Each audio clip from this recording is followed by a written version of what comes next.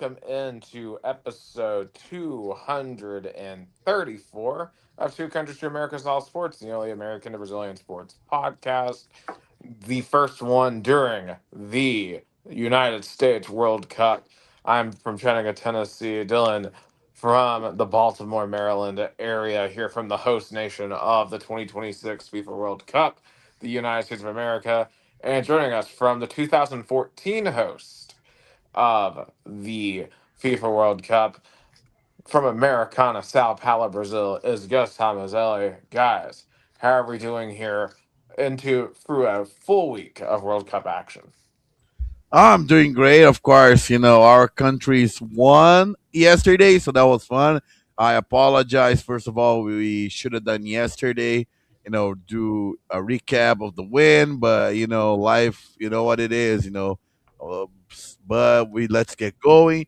I'm loving it seeing the way the United States fans are like embracing the World Cup, celebrating the World Cup. I'm loving it.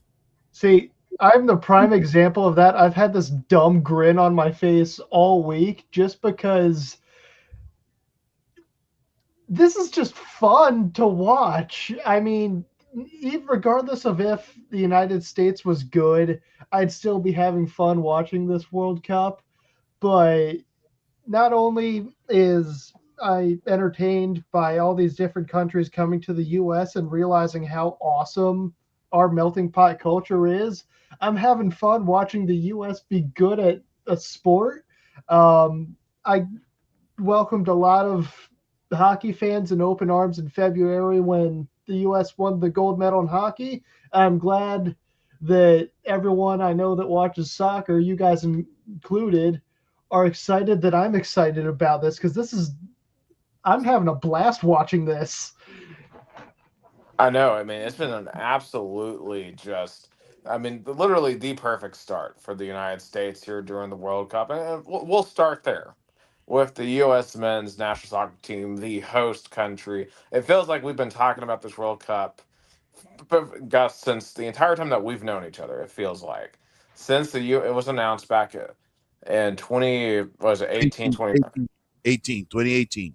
Yeah, because at that point in time, the U.S. had come off the embarrassing missed qualifier against Trinidad and Tobago, where they missed going to Russia. The absolute low point in American soccer in the I, I, 21st I have a century. theory, I have a conspiracy theory about that. What?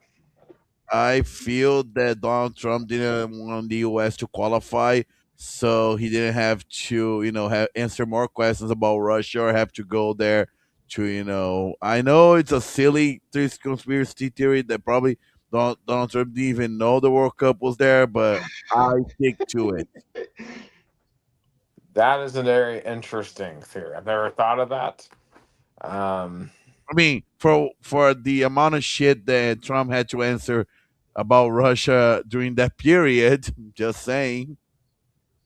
yeah, but that would be like assuming that you can just assume that Trinidad would be good enough just to beat you Yeah, without assistance from Omar Gonzalez, kicking in an own goal. So, yeah, uh, that's fair. But yeah. yeah, I'm so happy to see. But about the United States, I had a feeling that Mauricio Pochettino was gonna find, and I feel like the team identity kind of connected with him because the intensity of the United States. I mean, the Paraguay game I watched it. I was impressed about the intensity of this team, like the way that they press on. They dominated Paraguay, and Paraguay is not like a bad country in soccer. Of course, they being on and off in the World Cup. Their best World Cup was 2010 in the quarterfinals, but they have some decent players. I mean, their defense, their best defender was Gustavo Gomez from Palmeiras. One of the best in South America and top notch. But the U.S. is really surprising me about the performance and the intensity of the team. Right. To me, like, and kind of like the story I was kind of going back to 2018, right? Like, we were obviously bitterly disappointed about the performance that we saw back then from the U.S. men's soccer team. But at that point, we knew we had some really young talent, including like guys like Christian Pulisic, for example, um, who we were optimistic that if they developed by the time we reached 2026, maybe this team would be ready to do something. And we saw them grow over time. In 2022, they had a decent run because I always thought their 2022 guitar um, performance as a warm up act effectively. And they did fairly well, right? Like they got out of that group. They didn't win a knockout stage, but they did about as well as I think you could I mean, expect given the fact they it, were one of the youngest teams of that tournament. they lost to the Netherlands. The Netherlands is a powerhouse. They didn't lose to like a let's say a African country or like a country, for example, in Central America. They lost to the Netherlands. The Dutch are best, good. which a lot of soccer pundits say Netherlands is the best country in soccer without a World Cup. In their trophy session. Oh, absolutely. That's reasonable. Yeah, so in 2020, I'm like, okay, maybe we'll continue to build on this. But the U.S. still, the thing about the United States is we've never had a really flashy style of play. Like we've always been kind of like stuck in the mud, grind it out, try to get goals on the counter attack. Not really a fun brand of soccer. And we saw that really culminate in the 2024 Copa America debacle, where we couldn't get out of the group stage on home soil, and it was just awful, awful soccer. So we sacked Berhalter after that, and in comes in Mauricio Pochettino. And what he has done with this squad, and I know there was a lot of criticism of him during friendlies and during the build up to this, what it clearly seems like to me now is that he was simply experimenting a lot during those friendlies. This was what you do during friendlies, And um, what he rolled out against Paraguay, I truly think Paraguay was completely blindsided and unprepared for what they saw. Yeah, I They felt did that too. because if for big soccer fans, like if you remember back to the Tottenham teams of the late 2010s, early 2020s, the ones that Poch coach, like those teams were very aggressive. And the US team plays very similar, and we thankfully have a group of players right now. When you look at guys like Florian Balogun and the MVP of this tournament is the airline attendant who did not let his mom leave the country when she was pregnant and allowed Florian Balogun to be born in Brooklyn so that he could declare for the United States. Because that guy is an absolute game changer. He is the most dynamic striker I have seen. Now, granted, to qualify myself, I've only watched soccer really from 2010 on. I saw the tail end of Donovan, so I didn't really see prime Donovan in like '02. Um, but Balogun easily is in that tier. I mean, he's better than Josie Altidore was in my view. Um, and then you have like Weston McKinney back there. Like I think McKinney and Adams, like those are the X factors on this squad. What they're doing in that midfield, they're just really aggressive, pushing forward. And I think that's why we've been able to generate a lot of opportunities against Paraguay and yesterday against Australia. And a lot of these like international teams, they are unable to really sustain that. Now, I'm curious to see when we inevitably have to play a top tier squad, how that's going to hold up. Because obviously, Turkey next week is going to be a meaningless game because we've already got the group um, on ice, so it doesn't really matter. And I'm not sure who we're going to get in the round of 32 because it's too early to tell. But Yeah, at some and it's even harder this year compared to the other ones because all the third place is the best, eight best third places. So we're gonna have to wait until the last group play to know for sure. Like in the past, we couldn't know. Oh, first A play with two B, 1A play with 2C. Now we can because there's the third places that has to be defined as well. right, and to Like me, go ahead. there's gonna be countries, for example, in Group A, they get done, and they're gonna have to sit and wait all the way until the Group H plays for them to know if they're in or out. Yeah, it's gonna be. I think they're gonna have to either go back to 32 or just expand to 64. It's what it feels like. Inevitably, what FIFA's gonna do. I hope they don't expand to 64. Then you lose all the meaningless. You lose all the because the joy of the World Cup is to make it. That's why Yeah. you have qualifications. If you expand to like, there's the same argument that we talk about in college football. If you expand too much, you lose the value of getting the spot. I'd agree with that.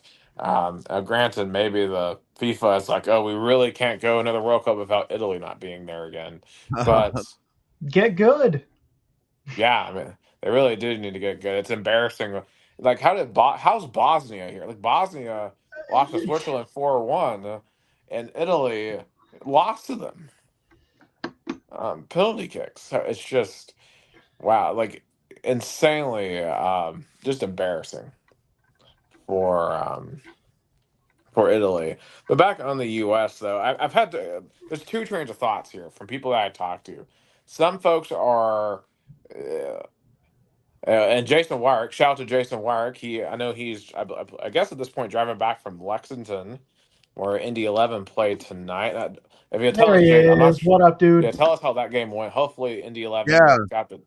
join Got, from the car. Join from the car. Like put on yeah, the speaker. We love to have you. Like me and Get the Nick are. gang back because together. actually, I'll say this: like when they played Lexington previously in Indy, I was actually with them. It was the Indy 500 weekend, and the Indy that weekend beat Lexington 3-1. So hopefully they were able to. The boys in blue were able to do that again. Hopefully on the road. Obviously, it's harder to win on the road than at home, but let's see what happened there. Indy 11 won in pins. Well, we love to hear that. It must have been a cup game.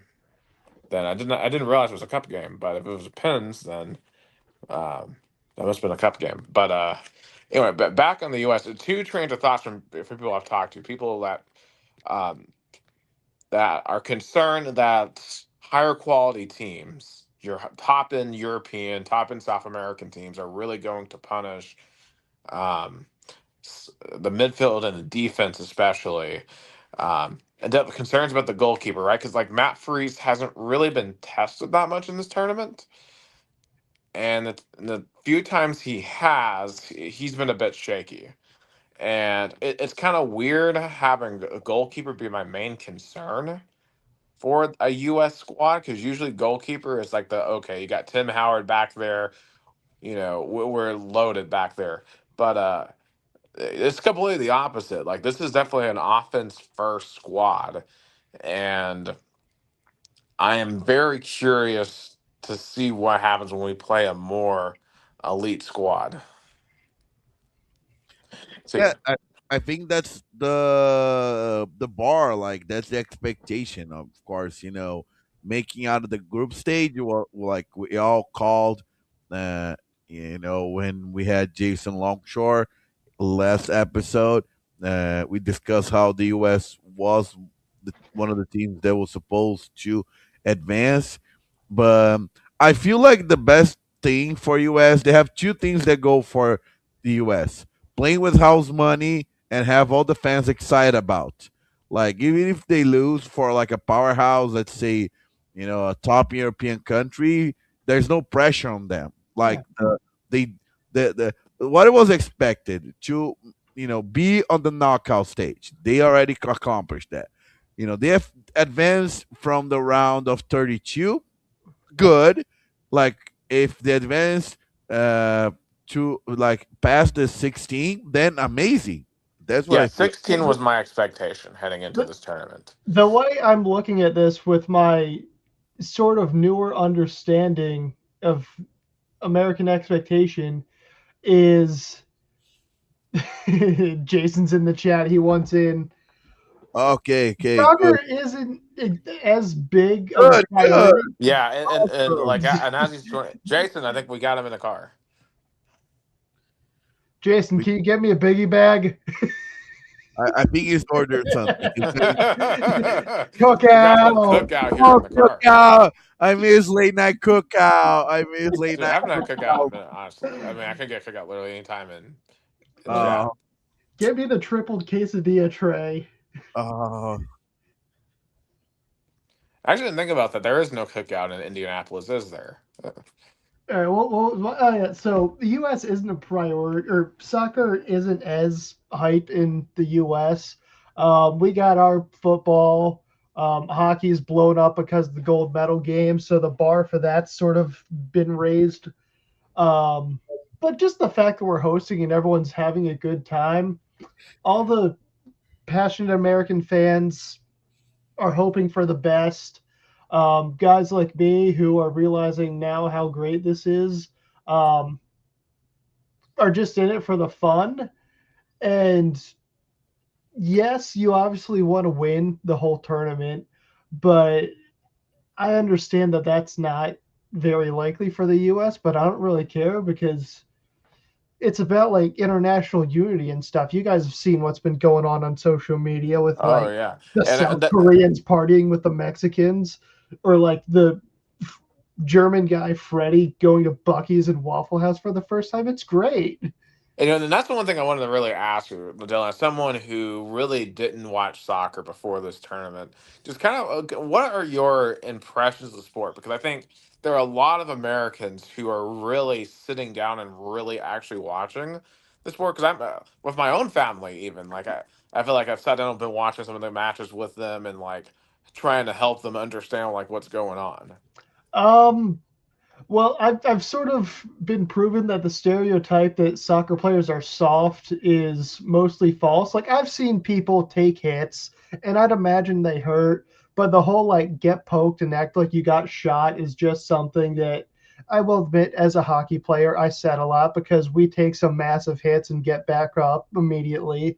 Um, but like that's not a real thing. Like that they're replaying the USA versus Australia game right now, and I'm still learning everyone names and numbers. Um, but it this looks like it hurts. I mean, what was it? Messi accidentally stomped on someone's calf the other day. Looking at the cleats, that Accidentally, my ass. okay, that's right. yeah, yeah. I, I've seen, I've seen plays like That that was the air being quote. red card on VAR. There was a like a Messi, Messi is the golden boy. He gets whatever he wants. He also did this and talked to somebody. That's two red cards that he didn't get in one game. And don't tell me he doesn't get special treatment ever again. It's oh stuff like oh this where FIFA, no, that I have Messi's FIFA's darling. Like like 2022 was the proof of that. see it's stuff like this where I can say something that I'm sort of developing an understanding of, and if I say the wrong thing, you guys will just flip on it and just go on a passionate rant about whatever I just said. I'll say Um, the Argentine fans too. I did not realize how racist the Argentinian fans were well, before this Oh either. Like, oh, have we you deal seen? we deal with that at Libertadores. I'll tell you guys, like, I see so many cases, from even when they come here to Brazil on the road, they do this kind of shit. That's why we hate them. look, a lot of their grandfathers and great grandfathers are from a certain country in Europe that they had to flee because they were all terrible people rooted in racism and hate. So, like, I don't know what's up with that. Could be a coincidence. Hey, Dylan, did you know that the German El Clasico is coming up? I did not. Argentina versus Austria?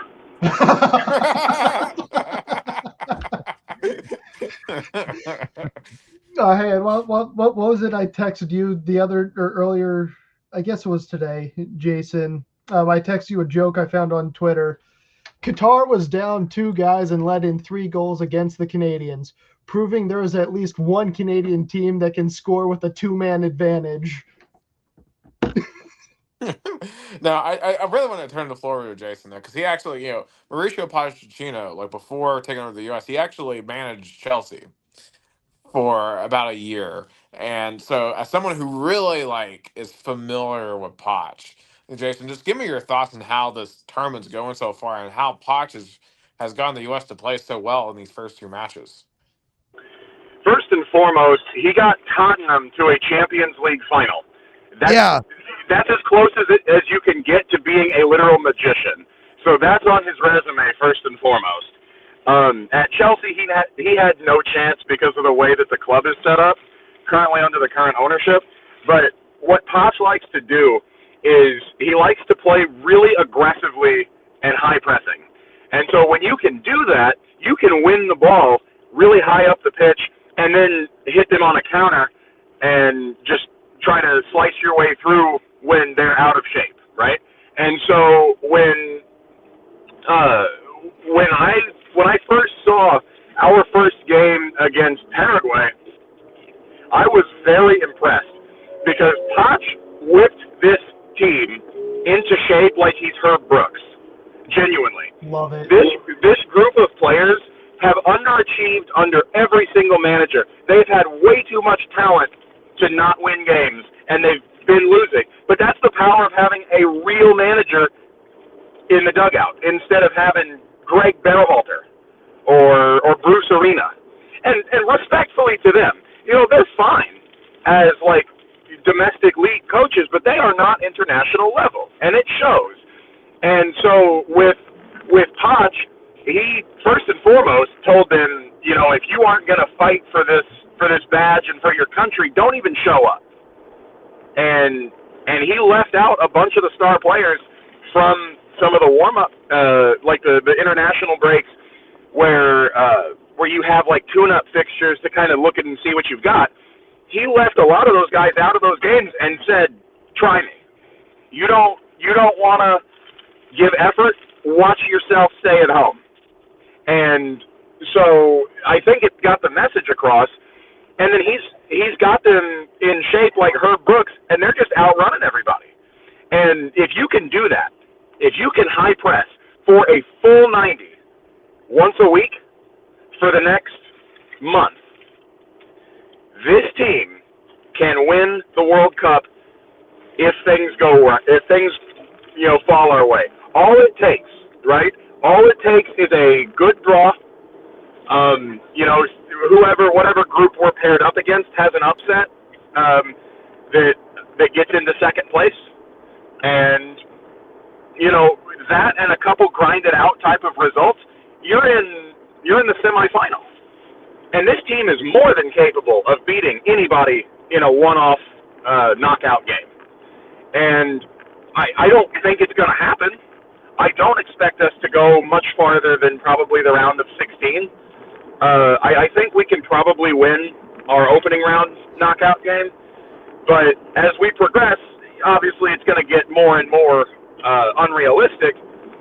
But all it takes is one thing to happen, and the entire game can change. I mean, look at the own goals. They set the stage for the first two group games. The problem that I have with this team now is they create too many chances and don't bury enough of them. But they're learning, they're playing together, and they're starting to manufacture more of these opportunities. And eventually, if you get the right guys in there, they're going to bury them. And we've got no shortage of guys who know how to find the net. You got Pulisic, you've got Gio Reyna, you've got Weston McKennie, you've got Ricardo Pepi, Folarin Balogun, even who's the last? Haji Wright. Yeah, even Haji Wright. We have no shortage of guys that are all good enough, and none of them are really that much better than the others, except for Pulisic, who is a lot more technically talented on the ball than everybody else. Well, I think Sergio Dest has been very good for the first team matches as well. And really generous opportunities. And the thing about Serginho Dest is he's a right back. He's a defender, but he can bomb up the pitch with regularity and not screw it up. Right? He can do that and still get back to defend. And Poch loves playing a defender on the wing for that reason. And Serginho Dest is the perfect right winger for the Poch system. And if we had a left back that was similar in quality, we would probably never concede. Genuinely. But Jedi Robinson is just not on that level. He's still pretty decent, but he's not on that level. And, this team is not bad. And I think this team can surprise a lot of people, especially on home soil, and especially after everybody saw the crowd singing Country Roads and Freebird and Oh stuff. yeah. That's awesome. And then Potch going up and to the camera and thanking the supporters. Nobody's done that before because we've never had good support. This Yeah, could be it's something different. I have constantly complained about in this podcast is USA home matches have never felt like USA home matches. And this feels like the first time where USA home matches actually feel like a legitimate home atmosphere. And just watching that yesterday, like that's emotional. Like I've It's waited fun. to see that, and I think also the style of play too. Like let's be real, like Americans, we're an impatient group of people. At least I am. Like we like high tempo, fast, And that's and why Chris Signetti would not have lasted in the SEC. They'd have run him off. I will die on that hill. true. But this is some of the most exciting brand of soccer like ever. Like I love the concept. Like let's get after it. Um, and also, and this might be a controversial take, but I think the hydration breaks really play to our advantage because Oh, they definitely do. Why is that good for us? Because we're sprinting Okay. 100% of the game, and it's a chance to catch your breath and get some water. That's really it. But Yeah, that it that that plays to makes our sense. advantage for that reason because we're conditioned like that. Right, because like I'm used to in hockey, you're out there for less than a minute, then you sit for a couple minutes, chug as much water as possible, then get back out there. But I've been texting you guys throughout the entire tournament so far, asking questions on like why can't they bring a guy back in after he gets red carded, or why is this other thing happening? And it's just like all of this American support is coming from people like me who are discovering the sport for the first time. Like I watched this when it was on, but because the US was never really good, I wasn't as enthused about it. Yeah, and if you've got any questions, text me, text Gus. We got you. I promise. It's the group chat. Every time something funky happens that I don't understand what's going on, you guys immediately find out.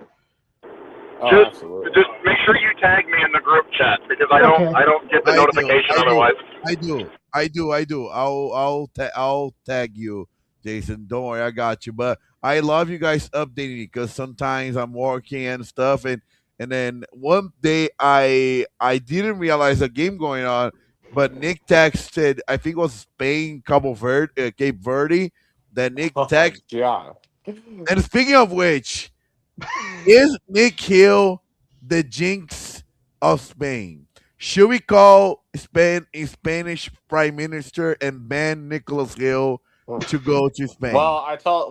Here's the thing. I got to talk to Lamine Lamal yesterday, and I told him that he better score tomorrow, or else you're going to make us look like a whole bunch of fools in Chattanooga.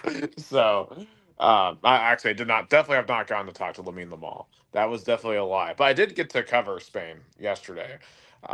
Saw Paul Curabasi in the press Yeah, conference. Pau Cabarce. Yeah, he's a recent graduate from the Barcelona Academy. If you don't know him, you will soon. Yeah. For translation, he was talking about how he feels like even if Lamine is not ready, he has full confidence in the squad. So, I mean, pretty standard answer, but, you know, it, and kind of before we get into Spain, I guess, so, actually, let's talk about Spain since, my home city, Chattanooga, is hosting Spain. So, uh, definitely, I would say probably the most surprising result of the tournament so far, the 0-0 draw with Cape Verde. I mean, you got to give credit to Cape Verde. Their low block, the park the bus. Some people like to call it Haram ball, especially for all the Arsenal haters out there. Um, you know, um, so, uh, but Cape Verde played it to absolute perfection. preventing Spain from scoring, and they could not figure out a way past Vozinha, who became an absolute global sensation.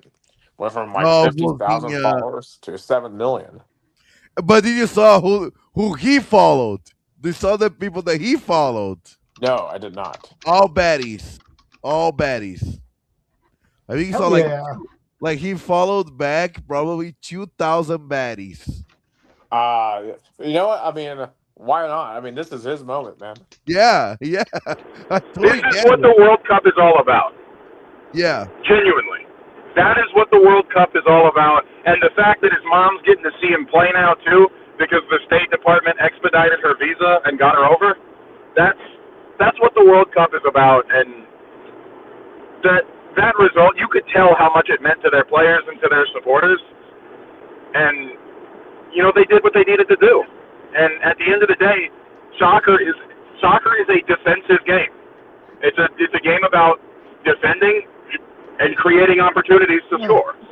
And when people start to realize that soccer is a defending game and a chance creation game instead of a scoring goals game, and start thinking about it, like a chess match on the field, people will start to like it a lot more because they're just expecting the wrong thing.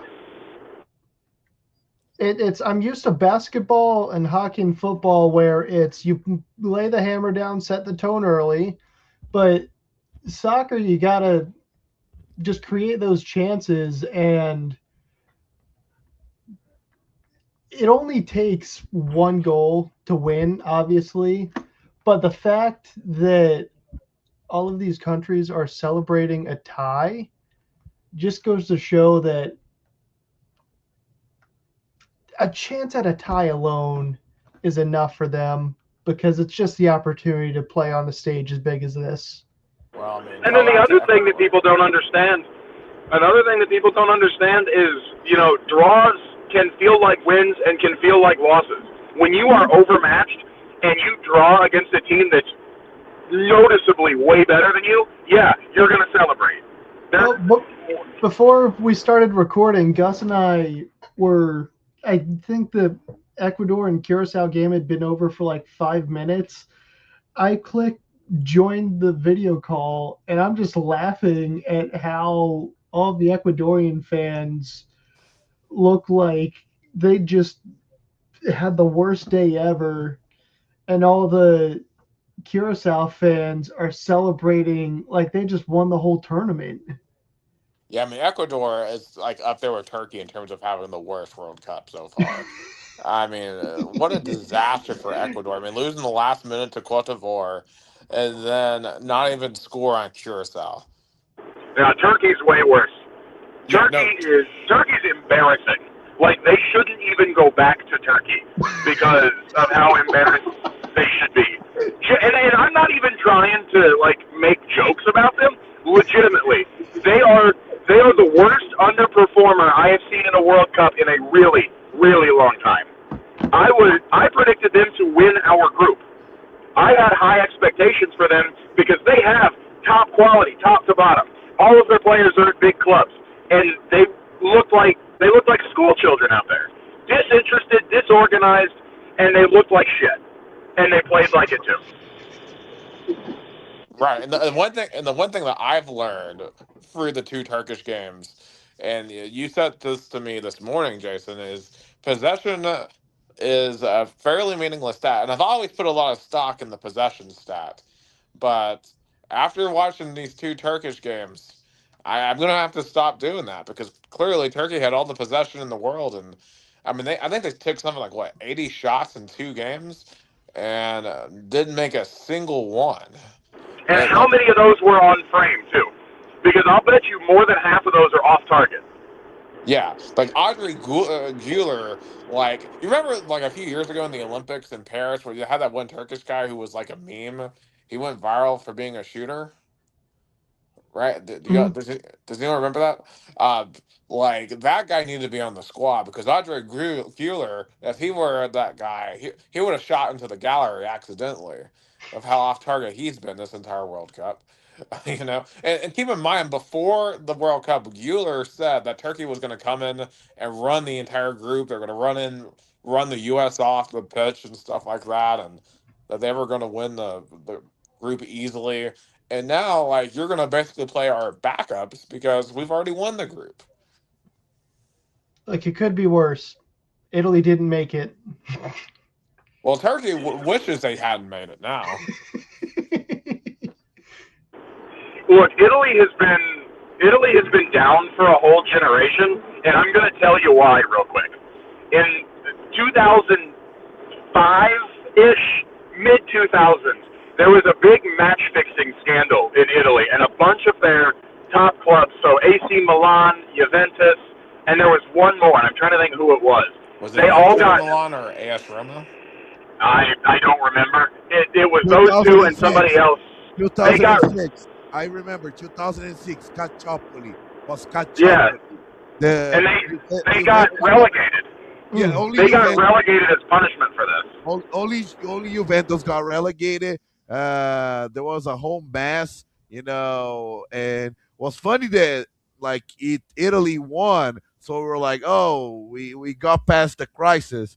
But I get the aftermath was bad because I feel like right now, I think the biggest problem with that is like at the end that weakening the league, weaken these, the amount of good players that Italy developed, and now, you know, three consecutive World Cups not participating is going to scar an entire generation of fans. Yeah, and that, Gus, you hit it on the head.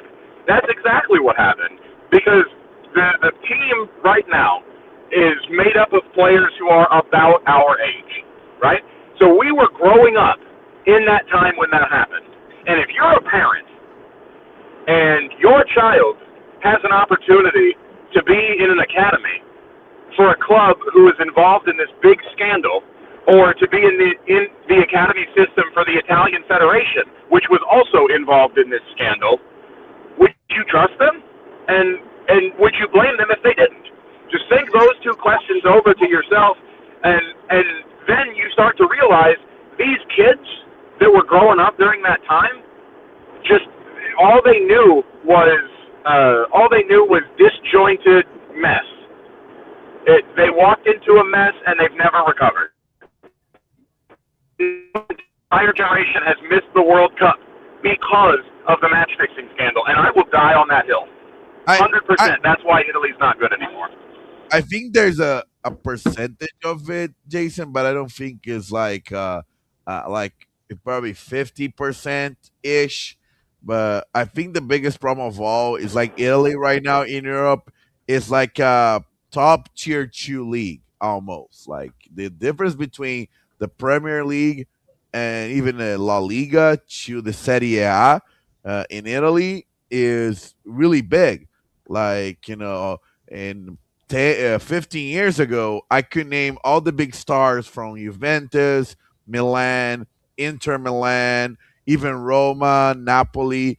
Right now, I don't even probably know one or two players, from the entire league. Like, I can name one on their national team, one singular player, yeah, like, I, Donnarumma.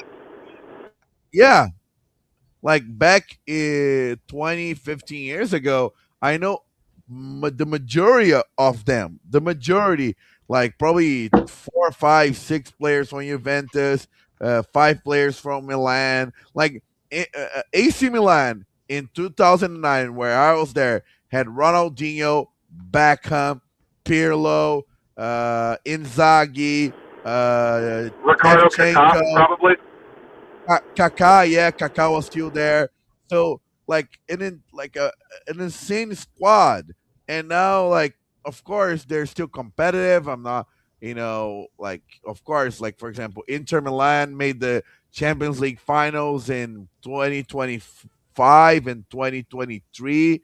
Uh, but I think the overall level of Italian play and Italian league had decreased so much, but and in the end it caught up to them in the, of course, the European qualification is the hardest one to get, and England was the kind of the team that always stumbles on. They they missed the World Cup and Euro several times, but now Italy, it's a country that you expect them to be there, and in the as we say, we make jokes about it, like it's like being seeing all like imagine Italian soccer fans.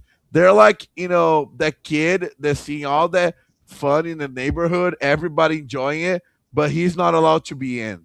See, Like it's like me as a growing up as a Tennessee fan in the early 2010s and seeing like Alabama and the Nick Saban dynasty, Florida with Tim Tebow and Urban Meyer, and then even Georgia Auburn, being top 10 and Auburn, yeah. And then we had like Derek Dooley, who, by the way, yeah, just lost his Senate primary, so he will not be a senator for the state of Georgia. So that was Yeah. a big fat L there It's for like Mr. this Dooley. meme. Yeah. Yes. Um, Butch Jones, Jeremy Pruitt, like him in the whole 2010s. But like the point you mentioned England. Actually, I wanted to draw a parallel.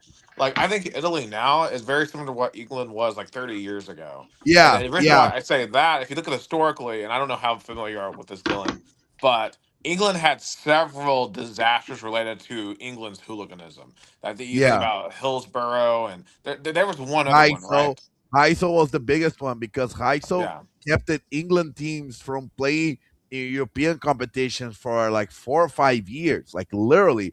So, like for example, Everton was denied a European run that he would probably be good at it because even if they won the Premier League, because not a single Premier League was allowed to play in Champions League, and back then was the UEFA Cup. Right. So, you know, So I think basically what Italy's going for now is what England went through back then, because obviously England, they won a World Cup when they hosted in 1966, and then they really went off the map there for a while because of just all the self-inflicted wounds because of their crazy fan bases and poor stadium designs and constant rioting, but they were able to get that under control, and obviously the Premier League took off, and it sounds like to me what Italy was about 30, 40 years ago. Like I know he's not the most popular name to talk about, but Alexi Lawless, he played in Serie A in the 90s. And someone was asking him, well, like, why did you choose Serie A over England? I'm like, well, because at the time, Serie A was the place to be, not the Premier League.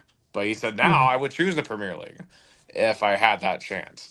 So yeah, the Premier League is where everyone wants to be in Europe, unless you're getting into like Barcelona or Real Madrid in Spain. That part I have loosely sort of known. Yeah, so it is interesting, but I do think there's a lot of parallels between Italy now and what in England back then. But obviously England has definitely recovered. Obviously, they had a great start to the tournament, 4-2 win over Croatia the other day. I mean, Harry Kane and Jude Bellingham, if they can score like that throughout the tournament, like that's going to be a hard team to stop. And I know Harry Jason, Kane's I know about you're to win high the on Ballon England. d'Or. Yeah. Yeah. Now Harry Kane is going to win the Ballon d'Or, and England's going to win the World Cup on his back. Book that. I could definitely see that for sure because I mean, Kane and Bellingham, that's just such a deadly combo. Mhm. Um, Now, Gus, we haven't gotten yet to talk about Brazil. And Brazil, they've also had two matches. Started off with a 1-1 draw against Morocco and then had a 3-0 win last night against Haiti. Just kind of the floor is yours. Kind of what's your thoughts so far in the Brazilians in this tournament? I'm so freaking disappointed. I'm so freaking disappointed. This team is completely lost. There's no uh, the Morocco. It's so funny. Like Morocco deserved to win. They didn't win because they underestimated Brazil, which is always bad to do with any good team in any sport. But they underestimated Brazil. If they played it seriously, they would have won that game. Like the amount of possession, the amount of plays they made with so many space. Like Casemiro, good God. I mean, how can you start in a World Cup game in that shape? He's in terrible shape. Like, and also, I don't know why Hendrick is not a starting lineup. The he is clearly the best striker. he is like the guy who can create opportunities. Like Igor Thiago, nothing against it. I guess he's a good striker in Europe, but he didn't cut up to the Brazilian national Brazilian team. Also, Rafinha got injured, which is like there's some memes that people are happy about it because he's been very, very disappointing. Like on the game against Morocco, like he didn't even like uh, show up in terms of participating. Vinny Jr. is doing good, but the problem is like we expect Vinny Jr. to be the decisive factor, create plays, like break through defense. And the only time he did that, he scored. But I don't think for a player who has been nominated multiple times for being the best soccer player in the world, because he's compared to Ronaldo, Ronaldinho, Romario, Zico, and I even count Pele. Like I'm counting players that play good in Europe, play with the Brazilian National League, and he is kind of avoiding taking leadership, avoiding being like the number one. He's the guy who's definitely want Neymar to be back, and that's another topic. Like the more time when goes on, the more the critics of Neymar, the skepticals, the people who were advocating for him to not be called are like, we told you so, we told you so. He wouldn't be ready for it because like everybody knew he was not going to play the first game against Morocco. Second game was a stretch, but not playing the third game, that's going to concern me the most because if he doesn't play against, Scotland, then he's going to have to go back from his injury in a do or die game. Like for me, in the matter, in matter for the like in terms of Neymar participating World Cup, he either has to play at least 10 minutes against Scotland, or Carlo Ancelotti cannot risk it. It's too big of a risk to put a player that is just come back in from an injury on a playoff game. Of course, maybe he do that and Neymar creates that opportunity or score. I will be happy for him, especially for you know doing something good for my country. But at the same time, I feel like Carlo Ancelotti has uh, 30 to 40% blame. Like, of course, he's not gonna get fired after the World Cup, even if the only thing that would make him fired if he lose yesterday to Haiti. That would have been the only thing. But since he won that game, but for me it was not a convincing performance. The second half especially was very apathetic, was very disappointing. 10 years ago, Brazil was beating 7-1 with a team that was eliminated in the Copa America Centenario in the group stage. So, did we regress that, Brett? Did Brazil regress it that bad, or Haiti developed more in this, time span? I mean, I'll say that Haiti to me, like they've. I mean, I know they haven't scored in this World Cup, but I've honestly been impressed with their fight. Like they should have scored against Scotland. Like they had several chances to Oh, score in that match. even against Brazil, there were two or three opportunities, especially in the second half. Yeah, like I mean, the Haitians are fighting hard. They just don't have the quality to finish. Is the problem? Yeah, yeah, and they are. I feel like they're also naive. They were like giving corner kicks for no reason. They were very sloppy. So Haiti's a naive, sloppy team. I think against Scotland, of course, Scotland is more like you know, a more oldish style of play, more cross and stuff. I expect Brazil to have some trouble, but to win. But I want to see how this team is ready.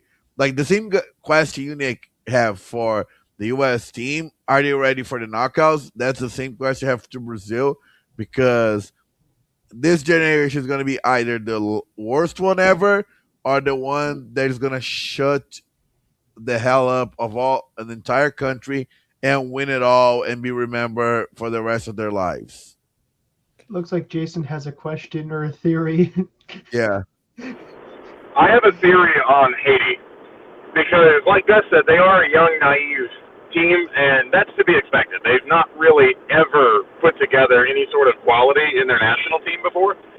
But my theory here is after the Port-au-Prince earthquake about 15 years ago, there's been a mass exodus of Haitians leaving the island and going elsewhere, and those places elsewhere that they have been going have better infrastructure to develop talent, and that's what happened with Haiti.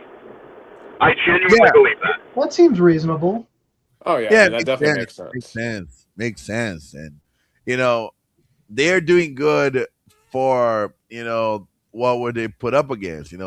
They had to face two top 10 teams in the FIFA rankings. So it's not quite an accomplishment. For example, tonight the draw against against Ecuador was something that probably make their country very proud. Yeah, well, are we still talking about Haiti or Curacao? Oh yeah, Haiti. Like Yeah. Haiti. Even though they lost 2 games, they're still like there should be a sense of pride. They made the World Cup, even Yeah. though you know the qualifiers were not as tough. Without U.S., Mexico, and Canada, of course the path gets more clear. But at the same time, they did their job. I don't know what to expect on Wednesday. I don't even know what to expect on Wednesday. I think Brazil's gonna win, but at the same time, the more Brazil plays, the more disorganization and this World Cup cycle was a failure. See, what stood out to me on your comments on Brazil is Vini Jr. not wanting to be the alpha male of the team. Yeah, That even you noticed. that's alarming to me, and it's it's the concern I've had when we've talked about Brazil with Vini is because Vini clearly right now is the most talented player on that squad right now, but you know we've talked about like since he broke on the scene a couple of years ago, how he struggled, and it seemed like he perhaps was a self-centered player to an extent. But you feel like with with self-centered players like that, they often are overconfident and they're gonna want to be the guy. And especially if you're going to be the star player on Brazil, because like Brazil's always been known for having um, flair, right? Like they play with, you expect to see emotion and passion from Brazil, Yeah, and you're right. Like I got to obviously watched against Morocco and watched the second half last night, and you just don't really see that. Like I'm seeing more emotion and flair out of the U.S. so far in this tournament. yeah, Brazil. I think they're stuck in the mud. They are, of course, all can change. For example, if they like advance to the round of 16 in a very drama way, like one of those wins that get people tuned up. Like face a really tough team, win by like 1 goal at the end, and then the players feel like that energy and go on. But and all the superstition is in Brazil favor. Like for example, 1994, the Knicks made it the NBA Finals. The World Cup was in US. The 24-year period, 1970 to 1994, and now 2002 to 2026. There's a lot of superstitions and facts that I even hold on to it. But after last night, my optimism like fell below 50%. Well, I think that you'd be giving the universe too much power if you got both the Knicks winning the NBA championship and a Brazil winning the World Cup in the same season. I think we got to balance that out with a U.S. World Cup title. All right, y'all. I mean, we got the Olympic hockey gold medal, so we're riding pretty high. I'd say it's I mean, we're running relatively pretty high, but it's even overall within the four of us right now. like the World Cup, if the U.S. won the World Cup, though, I Oh, mean, first and foremost, it wouldn't be just Canada freaking out over the hockey. Like the entire world would have a meltdown if the U.S. won a World Cup. It is. You all saw how pro America propaganda I was when we won the Olympic gold medals. If the U.S. wins the World Cup, I'm just going to go full patriotic mode to the point I might just turn into a bald eagle or some crazy. Yeah. I'm going to reach stupid Now, levels of internet silliness. yeah. Now, like in terms of other squads here outside of America and Brazil, what other Jason, what other teams are standing out to you so far that you've been able to see? I really like England. They look as good as expected. I still think they are my clear favorite. I think through two games, or through one round of games, and we've started to see the second round of games. They look the best of all of the big countries. But some other teams that I've been impressed by. I really like what Norway is doing. I think Norway is. I think they're criminally underrated, and I think they're going to knock somebody off, and everybody's going to look and be like, "What?" But you shouldn't. Be ready for Norway to pull a good upset because they're pretty Yeah. good. I And then agree with Senegal. that. Senegal, the African champions, they are rock solid defensively. They play in an organized way, and as long as they keep their heads, I think they can make some noise in this tournament as well. They should have beaten France. And now, obviously, some of their individual errors cost them against France, but they were every bit as good, if not better than France in most of that game. If they had a more So, solid striker, like they would be freaking loaded. It's just what do you have against Nicholas Jackson, Nick? well, just the missed chances are insane, and I know you unfortunately deal with this a lot. Uh, Yeah, like Nicholas Jackson is just not good. He's such a bum. Like this guy does every hard bit right. He does all the hard bits right, and then puts it into row X, or puts it out the side of the pitch instead of not only off frame. It's going to be a throw in if it was a miss so badly. And then the Netherlands as well. They were really impressive today. Brian Brobby today looked like he's trying to play himself into a big team move this summer. I think he's at Bournemouth right now. He's in the Premier League in one of the mid-table clubs. But Brian Robbie, wherever he's at, I think he's eyeing a big club move this summer because he's way better than people give him credit for, and he put that on display today, scoring 2 goals in 15 minutes to open the game against Sweden this morning. See, yeah, one and of the I things. definitely go ahead. One of the things I do know is what's like 5 goals is obviously a lot, but what's like considered high scoring, like at least 2 or 3? In what context? Just like I don't know. What would be a high scoring soccer game that seems reasonable? Like is 5 reasonable? I mean, but if you're talking between the two teams, then Okay. yes. Okay, I mean for one team. Yeah, for one team, if you get 3, you're having a really good day. Okay, As long as it's not like a back and forth, like 3-3 Yeah. type of game, in which case it's just a track meet at that point.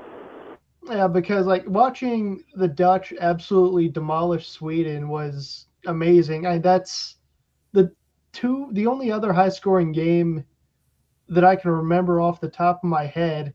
And I hate that he's off doing something else, so I can bring this up. Yeah, you can say it. Gus is safe right now. That 7-1 game against Germany years ago, even back then, I remember watching it thinking, holy crap, this isn't good. I described that match, Dylan, as, quote, the grandest ass-kicking you will ever see on that stage ever in your life. See, the best part about that game is I stand by that. my neighbors are first-generation Americans. Their parents were born in Germany. And it just they were so fired up for it to happen, and just like that I got to see things from the German perspective, but the from the Brazilian perspective, that had to have been probably the worst day ever. I mean, they really haven't recovered from that. I mean, They truthfully. haven't, and not only was that the grandest ass kicking that you'll ever see in the World Cup semifinal, it was in Brazil. Yes. And you have to Like remember they couldn't historically, even just run home. They were already home. and, and you have to remember too, historically in 1950, Brazil had hosted the World Cup before. They had a 1-0 lead, I believe, in Maracanã against Uruguay, and conceded 2 goals to Uruguay and lost at home. So in the 2014 World Cup, they were looking to right the wrongs of a previous generation's failure at home, and then proceeded to have 7-1 The happen. worst day ever. Speaking of somebody trying to right a previous generation's wrong, I do want to give a shout out to the Mexican player named Quinones. I'm not sure what his first name is. I think it's Javier Quinones, but don't quote me on that. So the story here is in 2010, South Africa hosted the World Cup, and the opening game was against Mexico. And Shipwi Shabalala scored a screamer against the Mexicans, and that result ended up keeping Mexico from advancing out of the group stage, and that was a historic failure for Mexico. And so for an entire generation, they've been just that animosity has just been building in them towards South Africa. And so what happened after they scored that goal, though, was 5 or 6 of the South African players lined up and did a traditional, like, African dance to celebrate the goal. And it was the first goal of the opening game of their first World Cup, the first to ever be hosted in Africa.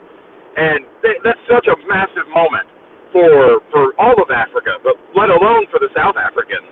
And they did this dance, and this guy, Quinones, from Mexico, saw that fixture, right? The opening game for Mexico to open their hosting of the World Cup was in, I believe it was in Mexico City, at Azteca, and they were opening against the very same South Africa. And this guy had to have seen the fixture as soon as it was posted that that's the first game. This dude immediately had to go start practicing because he did the dance to mock them in front of all their fans. And he didn't miss a step. And that is the shithousing I am here for. Because he said, get on my back, I'm righting this wrong, and then he went and did it and then mocked them while he was doing it. Like, I told this to Nick already, but it was the first day of the World Cup, and I said, I think we've already found the shithouser of the tournament, and it's this guy. See And, that's the great thing about all of this, because you got the players playing with so much emotion and animosity growing up, remembering stuff like that. Meanwhile, the fans are all just partying and becoming best friends with someone they will never see again. well, I really wish to see how the FIFA fun fests are, because that's, I feel like, the biggest connection. And I really wish this World Cup deserves Portugal and Argentina in the knockout stage, in the playoffs, in the knockout stage, because that's last World Cup for Cristiano Ronaldo and Messi. What a way dude, to finish! okay, I want your thoughts because there's all kinds of controversy around Cristiano Ronaldo, and of course, I'll be the memes around him being Homelander are amazing. I love, I love that because you can tell that Cristiano Ronaldo thinks he's the main character, which I mean I can't blame him. It's Cristiano Ronaldo, but like still, yeah, but like I know that like somebody else had said something like was it Jalen Neves, I believe, had said something like, "Oh, he's like he will help us, but he is one of many that will help us. He's not like the guy anymore, basically." And there's a lot of Ronaldo fans gave him a lot of crap for it. So I wonder what your guys' Gus I and mean, Jason, your but thoughts he's on that. right. He's right. Gus, I'll let you go because I'm driving through a dead zone. But I got some thoughts on that too when you're finished. No, I was gonna say like, but the amount that he meant to this Portugal national team. I mean, 2016, he won the Euro against France in France after 12 years ago. Portugal lost the best opportunity ever to win a Euro at home against Greece. But So we he have was, to remember that Ronaldo got hurt in the 25th minute of that match. but he was there. His leadership, his presence. I mean, that's probably that match elevated his main character personality by 10 times. I mean, true. I But mean, but go like at ahead, the end Dick. of the day, Go like ahead. Messi has 2 goals in a World Cup final, in a World Cup championship, and I get right, like Yeah, but but Ronaldo. but but how long for took Messi to win his first title? I'm not saying even a World Cup. I'm even saying like a Copa America. It took 15 years. It was recent. Yeah, it was Yeah, Yeah. recent. 24. Yeah. Yeah, no, yeah, okay. Like some fans are gonna say, like, "Oh, how about the 2008 Olympics?" But it's hard to count the Olympics because soccer in the Olympics doesn't make sense. I'll say that it's a weird fit because soccer has a World Cup. You don't need to be in the Olympics. The Olympics is about all the other sports. Like you have your own competition. Like if I would be the you know what is the sport you want to remove from the Olympics? Soccer, because soccer has the World Cup. That's the main competition. But yeah, like it's there.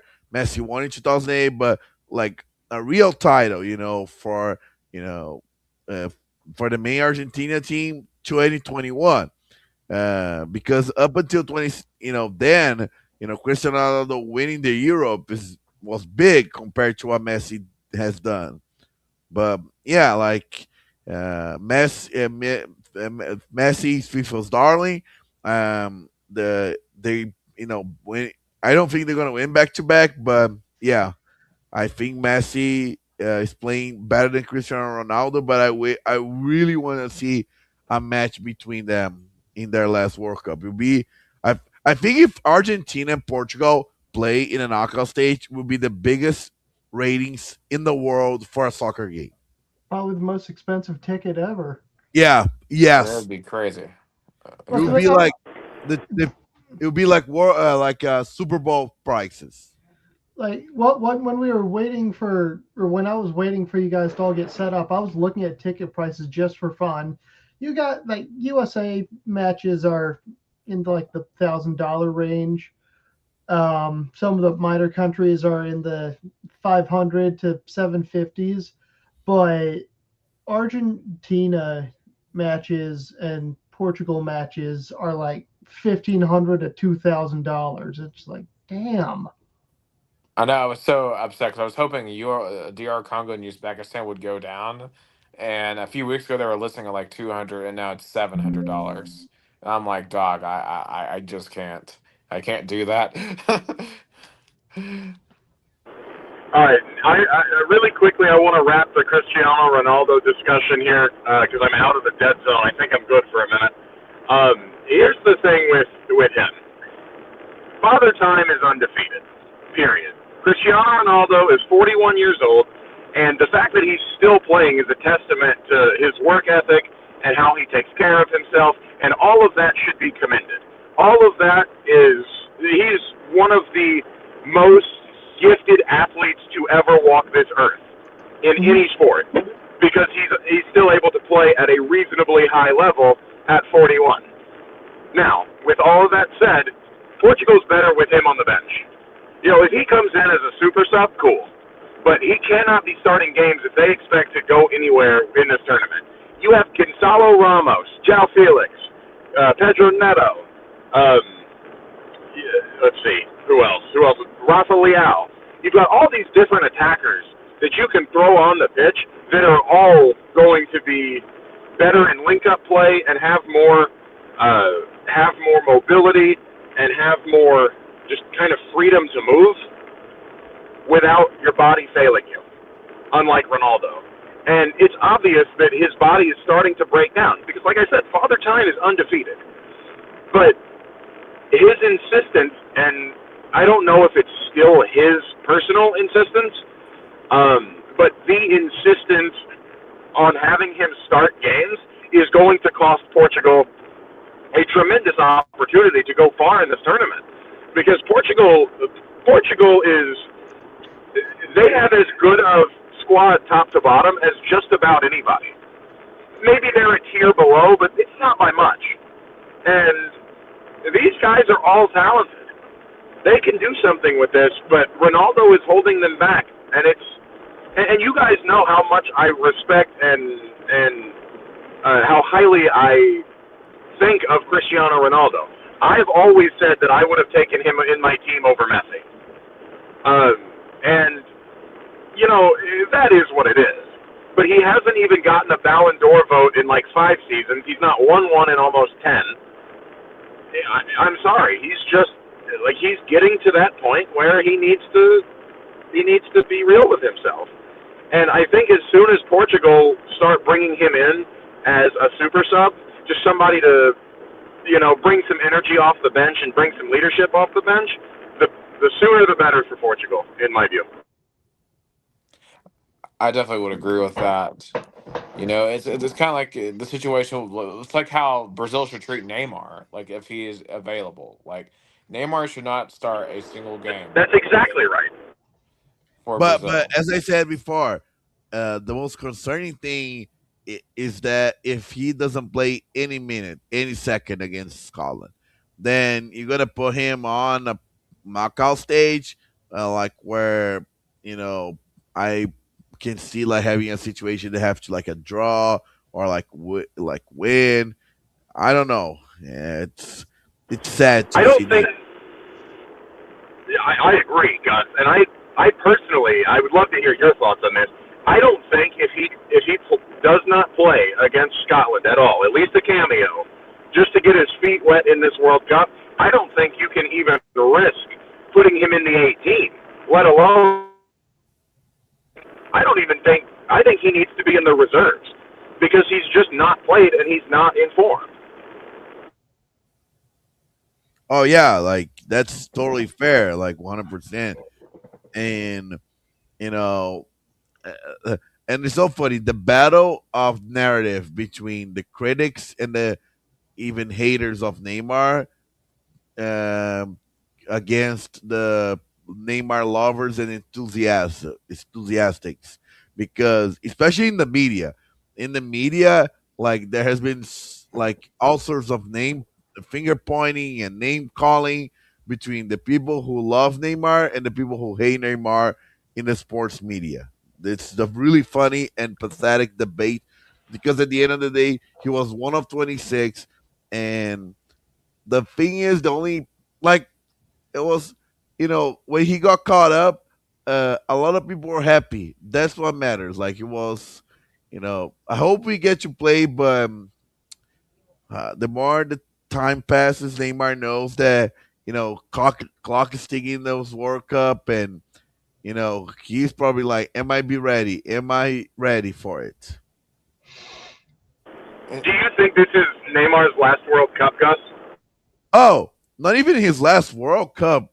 Uh, Jason. It can be his last professional competition as a soccer player. Like he's been dragging on from Santos. Ask any Santos fan how they're gonna tell you, oh, Neymar, he is washed up. Neymar is donezo.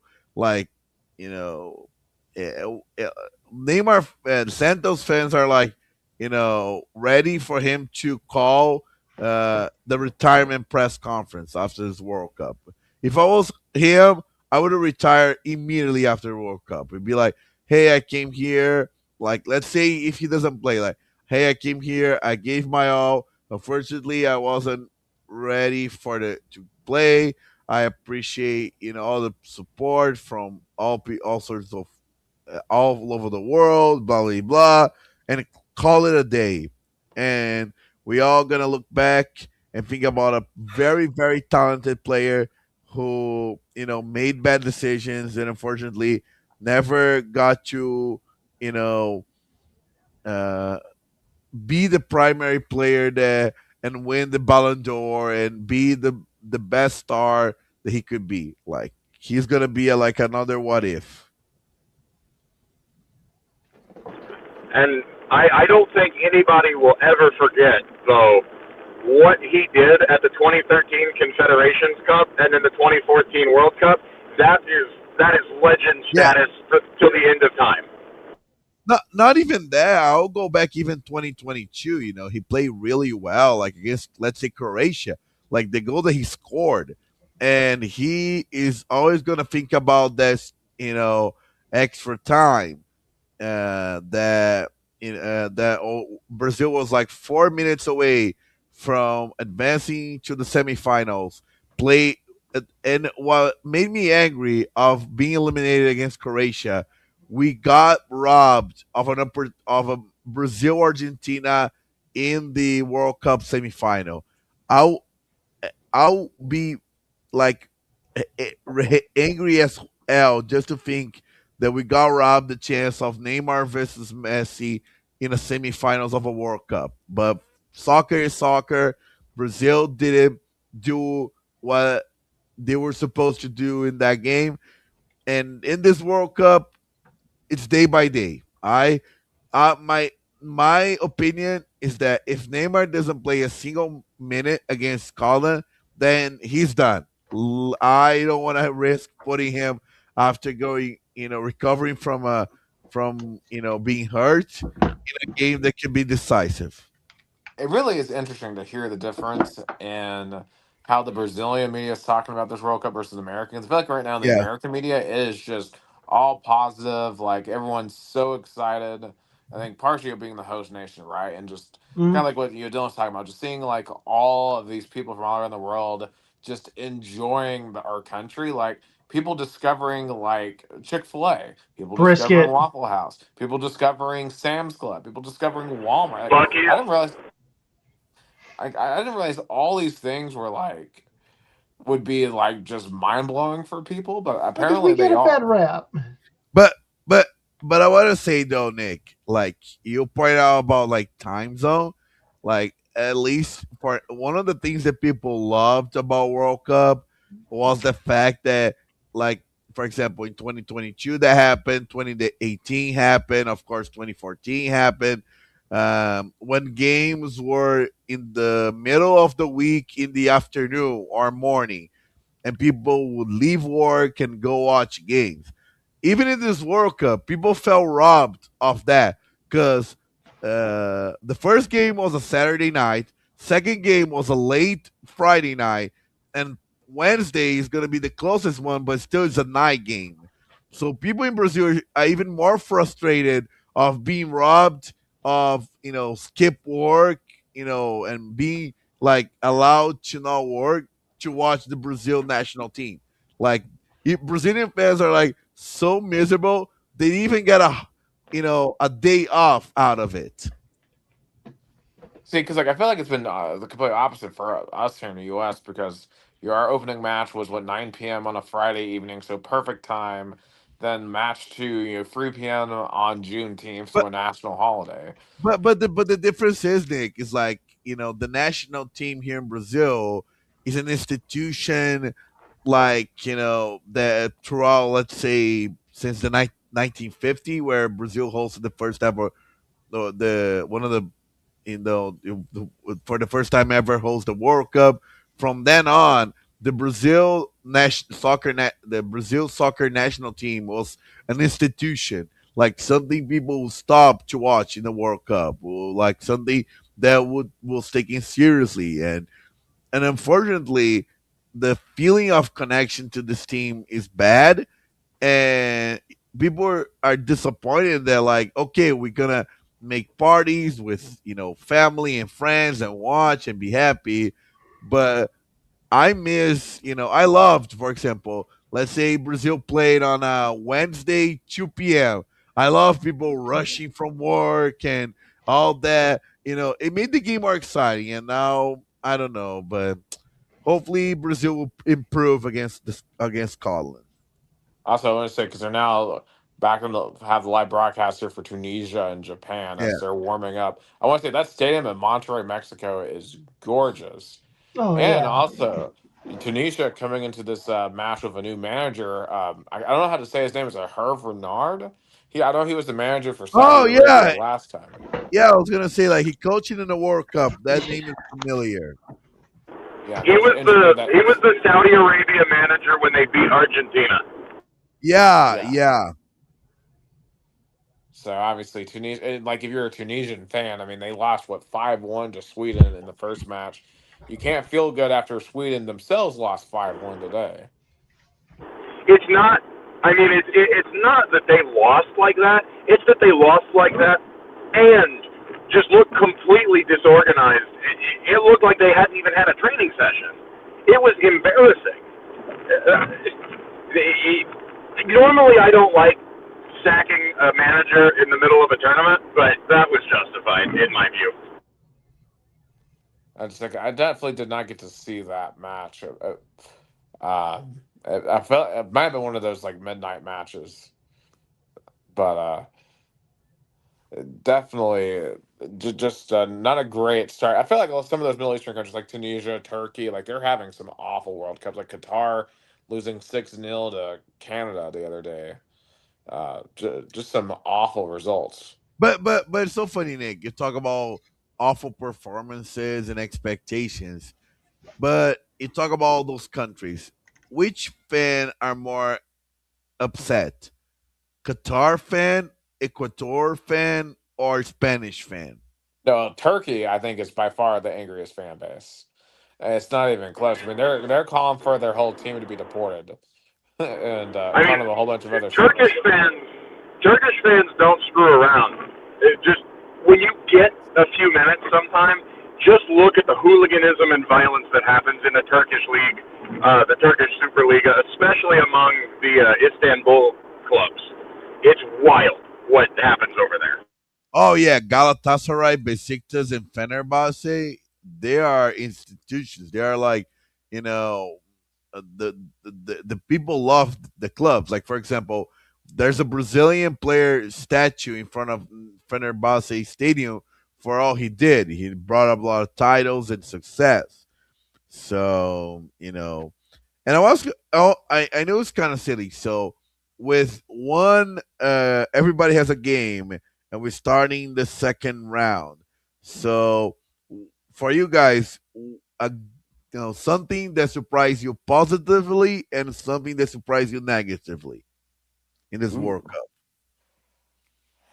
Trying to think. Something that surprised me positively.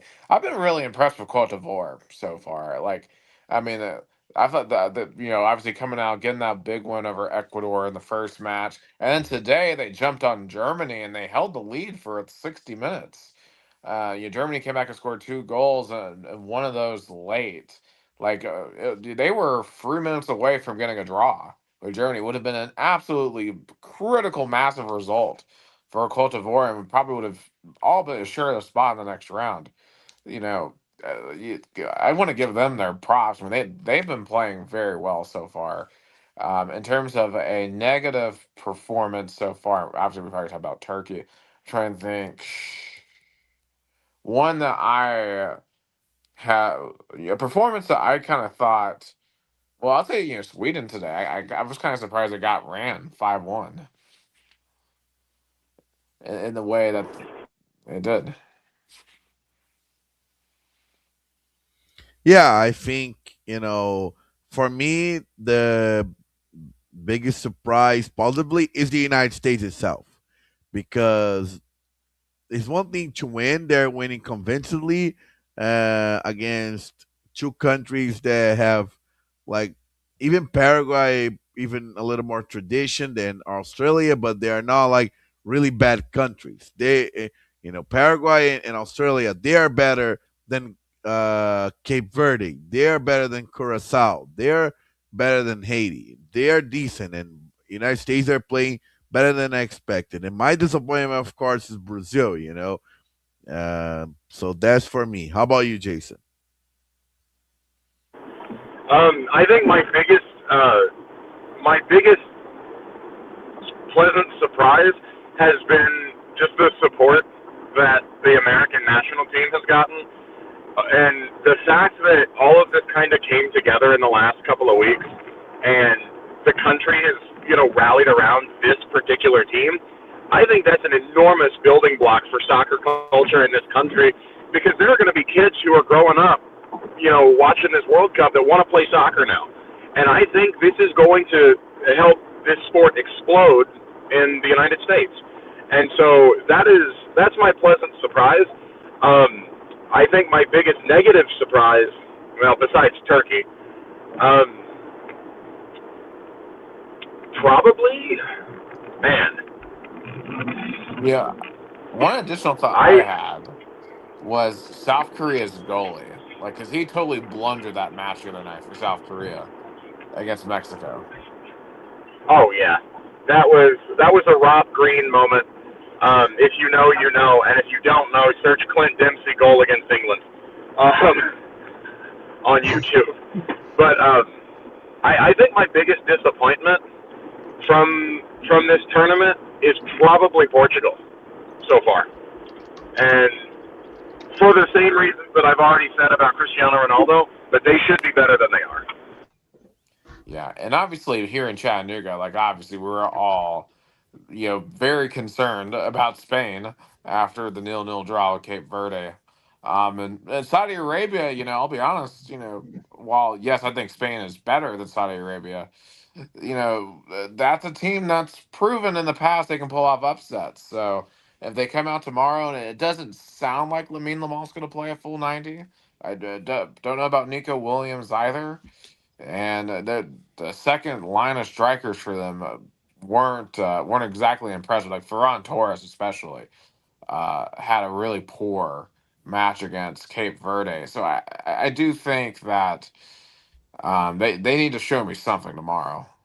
I think my biggest surprise, I'll piggyback off Gus and Nick, is just how much the U.S. has gotten excited about this.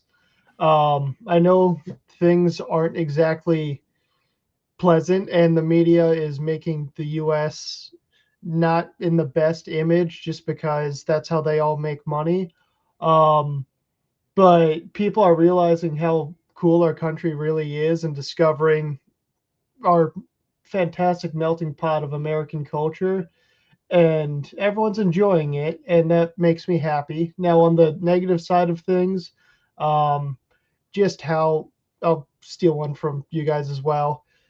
Spain and Portugal are held to such a high standard, and they're not meeting it, and it's very weird to see. And this sort of also goes to the smaller countries that everyone's discovering. These countries are be able to compete against them, and it's entertaining to see. But obviously, from the perspective of Spain and Portugal, it sucks and it's confusing for them. I have one more disappointment I would like to share before we change the subject here. I am so incredibly disappointed that we get crowd shots of celebrities at this World Cup and not what normally happens at the World Cup. And we need sideline correspondent Brett Musburger like ASAP. If you know, you know. Yeah. There's no lack of options either, and we're. Oh, also, I don't know if it was like AI or montage or something. I saw some people sharing, talking about celebrities. There were like celebrities from the. How can I say that? I know exactly what you're talking about. I think I know what you're talking about as well. The entertainment of men. From the NSFW side of the internet. Yeah. Yeah, but I don't think they were. They definitely did not show. That was AI. Yeah, that's if they showed one of them, that'd be one thing. But two of them sitting next to each other, that's just. I think that happened at the national championship game. Yeah, I was gonna say the national championship. But it was just one of them. with someone else. It was just one of them, but that's different than having two of them sitting next to each other, because that's just like Yeah. it had to have been AI, as funny as it was. Yeah, I mean, I'll say the soccer. Also, one of the best parts is discovering how insane soccer Twitter is. Like Oh yeah. soccer Twitter is unbelievable, especially the Welcome translated to the shit show, Nick. dude, the translated posts from from Spanish speaking countries, especially. Oh my god! Like I was What's like, like the most unhinged post you've seen? well, man, I talked about how the Argentinians, every Yeah. single post is insanely racist from them, and then like there are all the other posts that hate Argentinian fans, and then you have the people who are complaining about how their countries are playing, and of course you have the Turkish fans that are in incredible crash out mode. I need to go find the Ecuadorians after this podcast because I bet their crash outs right now are unbelievable. Oh, I'm gonna try to find any YouTube or anything that relates to like a soccer podcast or soccer show in Ecuador. They're having a meltdown right now. Oh, that's been one of my favorite things is to find like different YouTube channels. So like, there's a YouTube channel that will go and clip like reactions to goals and stuff, and like if it's in a different language, they'll like translate it, and it is so funny. Like I think I watched the Paraguayans like getting absolutely destroyed by us, and they're just like, "What's going on? This is embarrassing. Like we're no match for the U.S." And then, of course, the Australians yesterday they were complaining the game was rigged because they still contend the second goal was offsides, which it wasn't Yeah, offsides. it's So but hey, in the land down under, right? But I'll tell you the game that will be interesting in the third round is Paraguay Australia because that'll be a fight to the death for one of those two squads. So that's going to be a very interesting match. Um, Yeah, but definitely, guys. This World Cup has been so much fun so far.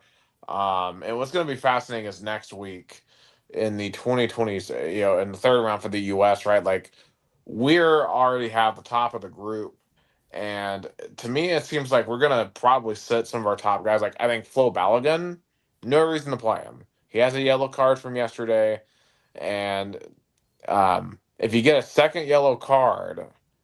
If you get two yellow cards in the group stage, then you have to set up the first knockout stage. mm, So, but if you get through the group stages with just the one yellow card, then it resets. okay. So there's no reason to play Balogun. I doubt we'll play Pulisic. Give him an extra week to recover from the calf injury. I bet we sit like McKinney. It's basically like when the Chiefs are like 13-3, right, or like someone 13-3, and also, because I think Jason's trying to get back in. Okay, good, Oh no, good. he just sent But something funny in our. it's like Oh, when he like is someone's back. the There he one is. seed in the NFL, Yeah, I'm here. it's gonna be like so weird being having a stress free last group match. Like I'll probably be watching Australia Paraguay more closely to be honest, because like our match is basically a glorified friendly with Turkey. See, I'm more interested in that than anything because I'm curious how Potch decides to experiment with his squad to see what he finds that he can potentially I utilize in the knockout stage. Jason, I put Oh, the thank Twitter yes, tweet. and Jason, thanks for re-bringing this tweet up to our attention because this is glorious. This must be the Turkish Dabo Sweeney because we have okay. So if you can't see it, this is what he said. Turkey lost with the Turks. I don't know. He calls it Turkey. It's Turkey. Gobble gobble. You're Turkey. Okay. Yeah. Lost with the Turks. Morocco won with French players. Germany won with migrants. Albania didn't play, which I don't know what Albania has to do with this, but whatever. It's a rivalry. USA has zero Native About Americans on its team. Good night. And then you have the community note saying 10 of the 26 Turkish players were born overseas. What we have here is a failure to understand facts. And then we have him staying at the bottom. Obviously, I hit some nerves. It sounds See, like that's the most unhinged tweet that I've seen so far, and it's not surprising in the slightest that it came from a Turkish fan at all. Well, well, And also there's Gus one will other back one me I on that one. saw that looking at this I came don't from really want last to like year. put on this podcast because it is quite let's just say it's quite offensive to many different groups, calling various players, I know he called one player a whore, called another one autistic, um and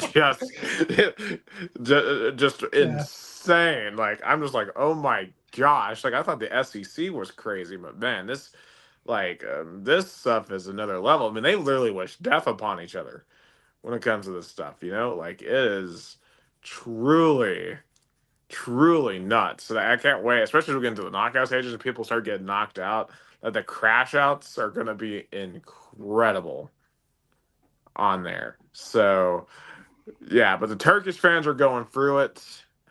I'm sure the Ecuadorians are going through it as well.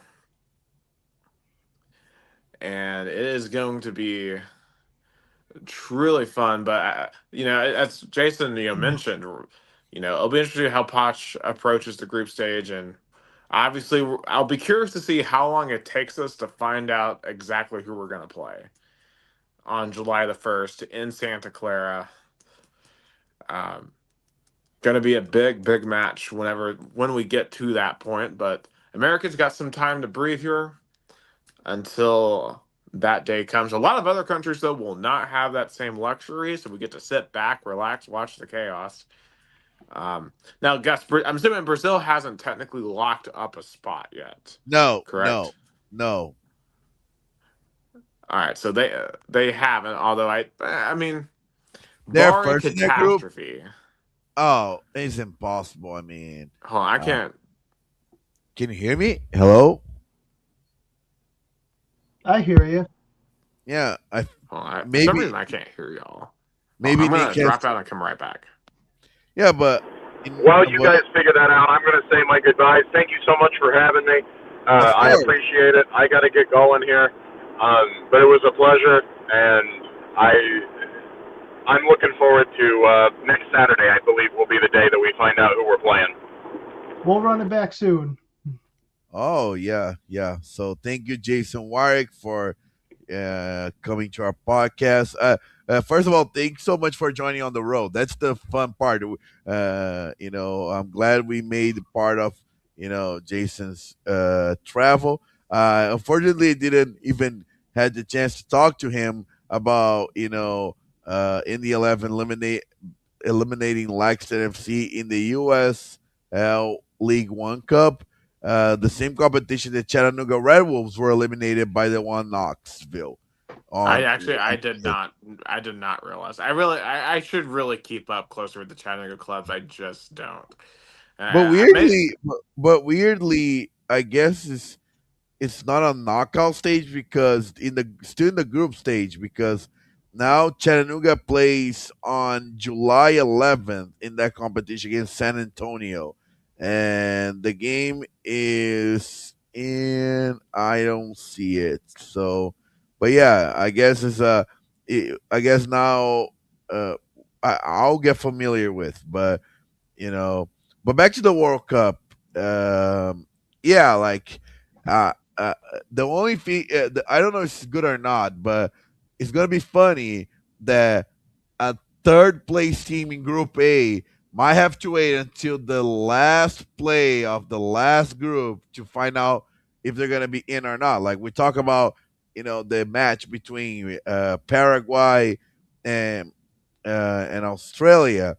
Uh, you know, the winner of that game, I have to wait until the end of the group stage to find out if they're in or not. That must be excruciating.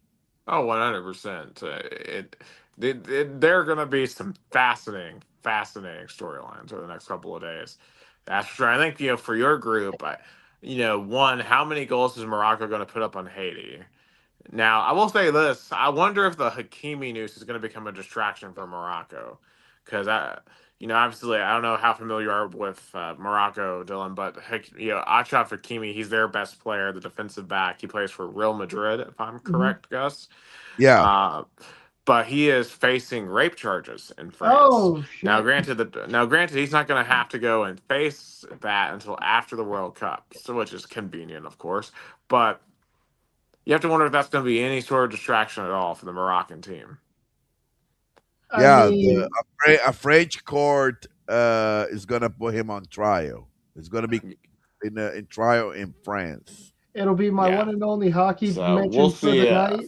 I mean, I don't know if Um, they'll have much effect on Morocco, but at least for now, and clearly they have no qualm. Morocco has no qualms in playing him. So, which it'll be the only I'm time I just not mention going it. to comment on that further, It'll be the only time I mention it lest I get tonight myself into when trouble. it comes to hockey. Absolutely, but we'll definitely have to talk much more about the World Cup as we Nick, get further on in the.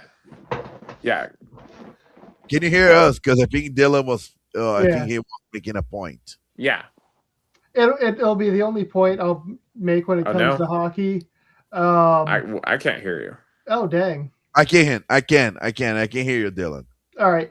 Well, all I'll say is Carolina just won the cup against Vegas, and Vegas's goalie Carter Hart went through something similar. He seemed quite distracted throughout these past playoffs, especially when they got to Carolina. That's the only hockey I'll bring up this entire night because obviously we got our priorities.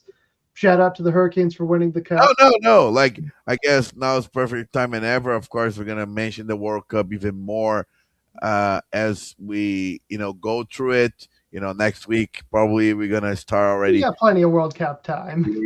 Yeah, but now we mentioned about the National Hockey League.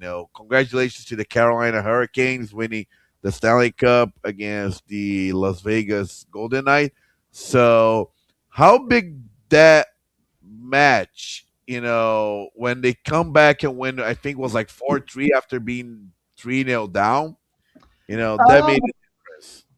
it's hockey is a high scoring sport, so that's sort of the expectation. Um, so when you get absolutely slaughtered like that in game one, you're worried that it sets the tone for the rest of the series. Thankfully, Carolina hadn't been too rattled by it and went on to win the whole thing. I'm happy for them. Their coach, Rod Brindamore, is one of the select coaches that have won the cup both as a player and as a head coach of a team. So that's really cool to see. Taylor Hall finally won a cup after being in the league forever. And I got to look up who it is. But there was a player on Carolina that was also on Team USA this past Olympics. Let me look this up. Yeah, I mean, definitely what a year for him. But I mean, that series was unbelievable, man. So many crazy comebacks, twists, and turns throughout the Jacob series. Slavin. There it is. Just an absolutely just a banger of a series. I had fun watching it. The great thing about the Caps not being involved is I can just watch it casually and enjoy myself. Um, I didn't really have a preference for who won. I was sort of rooting for Vegas just because the internet would have had an absolute meltdown. But again, Especially in Canada. Especially in Canada, another series of warm area wins in a sport that is cold, and well, Well, I Canada. mean, Carolina's a warm team too. even Americans kind of hate Vegas because they haven't been around for a full decade. They've made the playoffs in every season but one. In three of those seasons, they've been to the Western Conference Finals, one of which included a cup. Meanwhile, you got Leafs fans who have been suffering since Vietnam.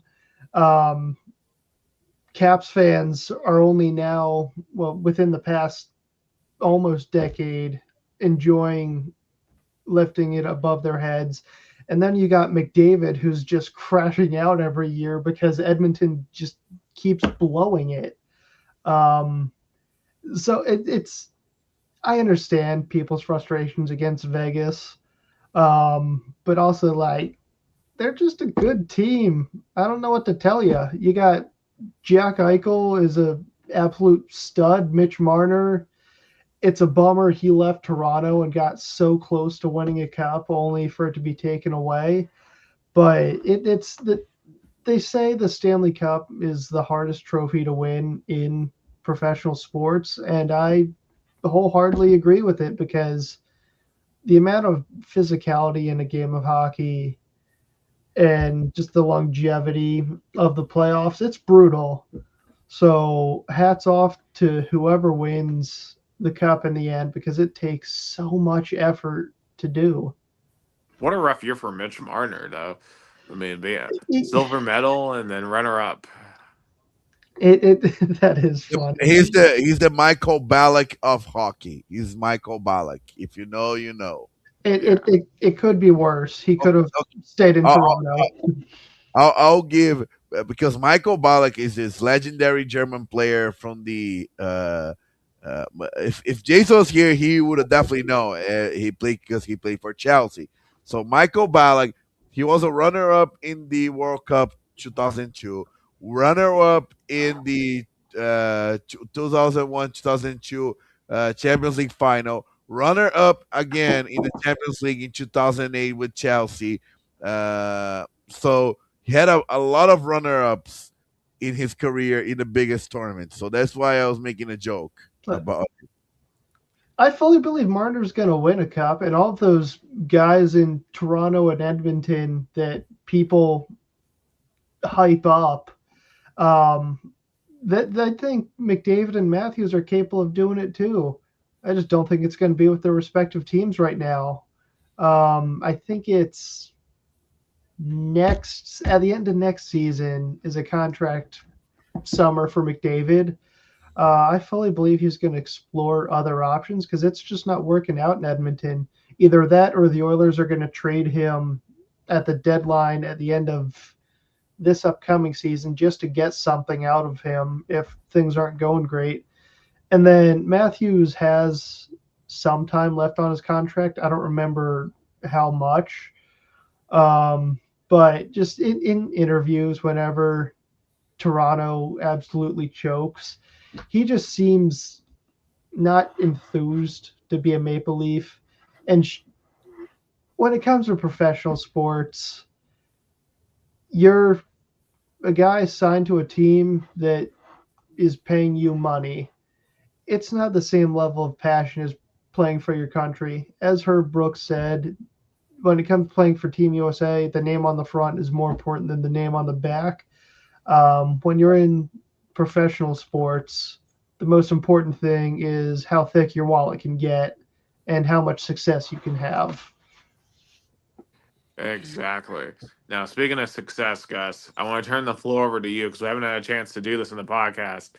But talk about your New York Knicks I thought we talked. overcoming all odds to 1-5 against the San Antonio Spurs. Still crazy to me. I kind of uh, because was I got to think that when I was in the United States, the Knicks was all time wars. 2015, 2016. I remember celebrating, Kristaps Porzingis winning the I don't remember if it was a dunk competition or like some sort of like competition, the All Star game. Or like, oh, let's celebrate it because that's the best we're gonna get, and winning it all against San Antonio Spurs. Kind of revenging 1999 and with the team that had such a heart, such a determination, I am thrilled.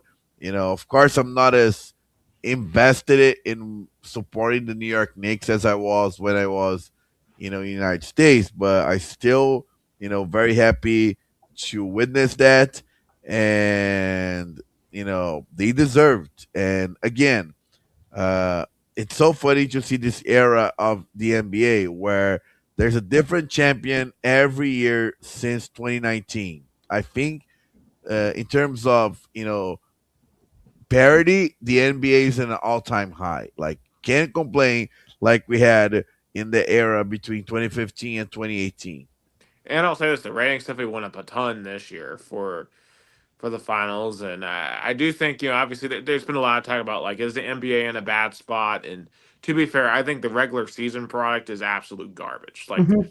the NBA regular season is garbage, but I'll give them this: the playoffs are pretty entertaining. Mm, I mean, the Western Conference Finals especially were freaking were awesome, and these finals, I mean, like that Game Four is one of the craziest basketball games you'll ever see. I mean, it still blows my mind that the San Antonio Spurs blew a 29-point lead, that was a including a heck of a 20-point night. lead in the fourth, and this is going to weigh on Victor Wembanyama's head forever. I mean, people, when people talk about like LeBron in 2011, his 2011 loss against the Dallas Mavericks, this is a million times worse for Wembanyama. And I Oh get that yeah, Wembanyama, he's only 22. No one expects him to be in the finals of this stage. But then you can't get to this stage. I don't care how old you are, and have four separate double-digit leads in the series and blow every single one. And I think the thing that really alarms me about Wembanyama is in game five, in the fourth quarter, you have the lead for most of that quarter. And I'm like, okay, Wemby, you're the guy. You're the number one overall pick. You're 7'5". It's time for you to take over, get to the freaking hoop, get to the free throw line. It's time for you to start doing you. And this dude took like three shots, I think, that entire fourth quarter. And that's alarming to me. Like when you're the guy in that situation, oh, and wow, Japan already scored in 3.5 minutes against Tunisia. Dang.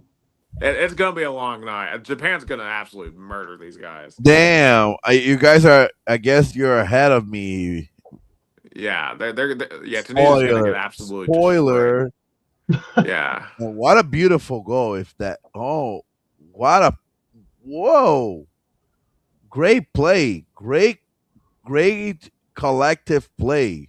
Great goal. What a beautiful goal. I'll say this: this Japanese team is dangerous. I don't know where they'll be in the bracket, but like them in the like that Japan Netherlands game, I think pound for pound is the single best game I've seen so far from this World Cup. Like that was an incredible match, and I think both of those teams are super dangerous. Yeah, they're definitely a team I'll be paying attention to. Yeah, like that. They're Japan's, I think, clearly the best team from Asia. Yeah, I was just thinking the same thing.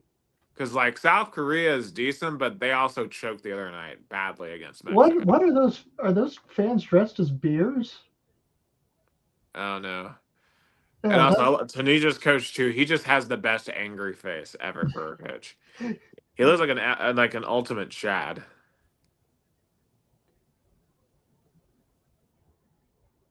did Gus multiply?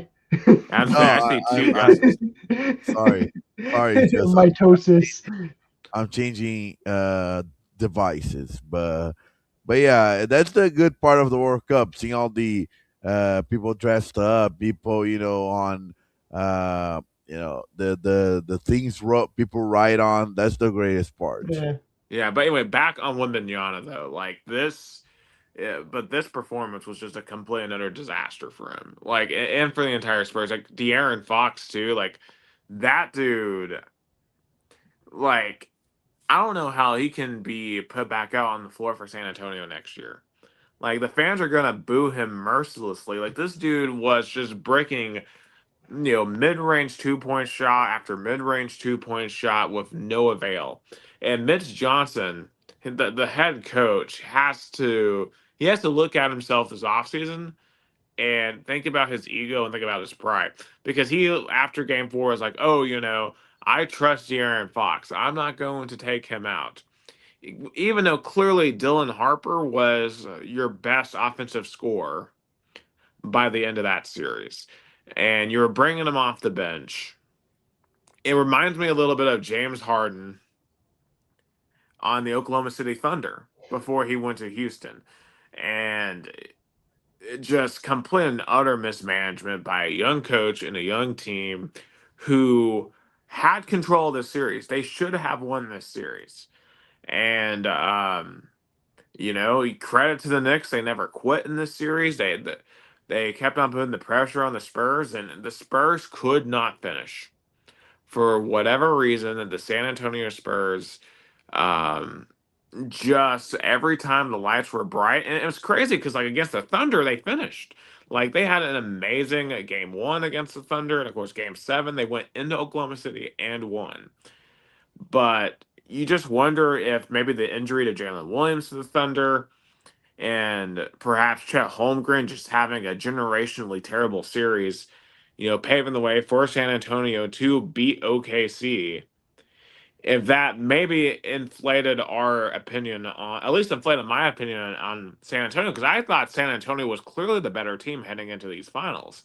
And to be fair, San Antonio did lead like 70, 80% of all the minutes in this series, but they didn't win all the games in the Yeah. series. And I'll say this too, Jalen Brunson, I definitely had his 2019, 2014 Kawhi, moment. And, Jalen Brunson, when you look at his legacy, right, like he has an NBA championship right now, NBA Finals MVP. He also has two NCAA championships. Well, remember, he was at Villanova for both 2016 and the 2018 national championships. Played a big part in both, especially that 2018 national championship. And that Villanova team was one of the most complete college basketball teams I've ever seen in the past like 10, 15, 20 years. That Villanova team was rock solid that entire year. So Brunson has a really solid resume, both a national champion and an NBA champion. Um, and was interested is like in the Dallas Mavericks too. Nico Harrison is the biggest clown in the NBA, not only for trading away Luka Doncic, but then not re-signing Jalen Brunson and letting him walk to the New York Knicks, who got the free agent signing steal of the freaking decade.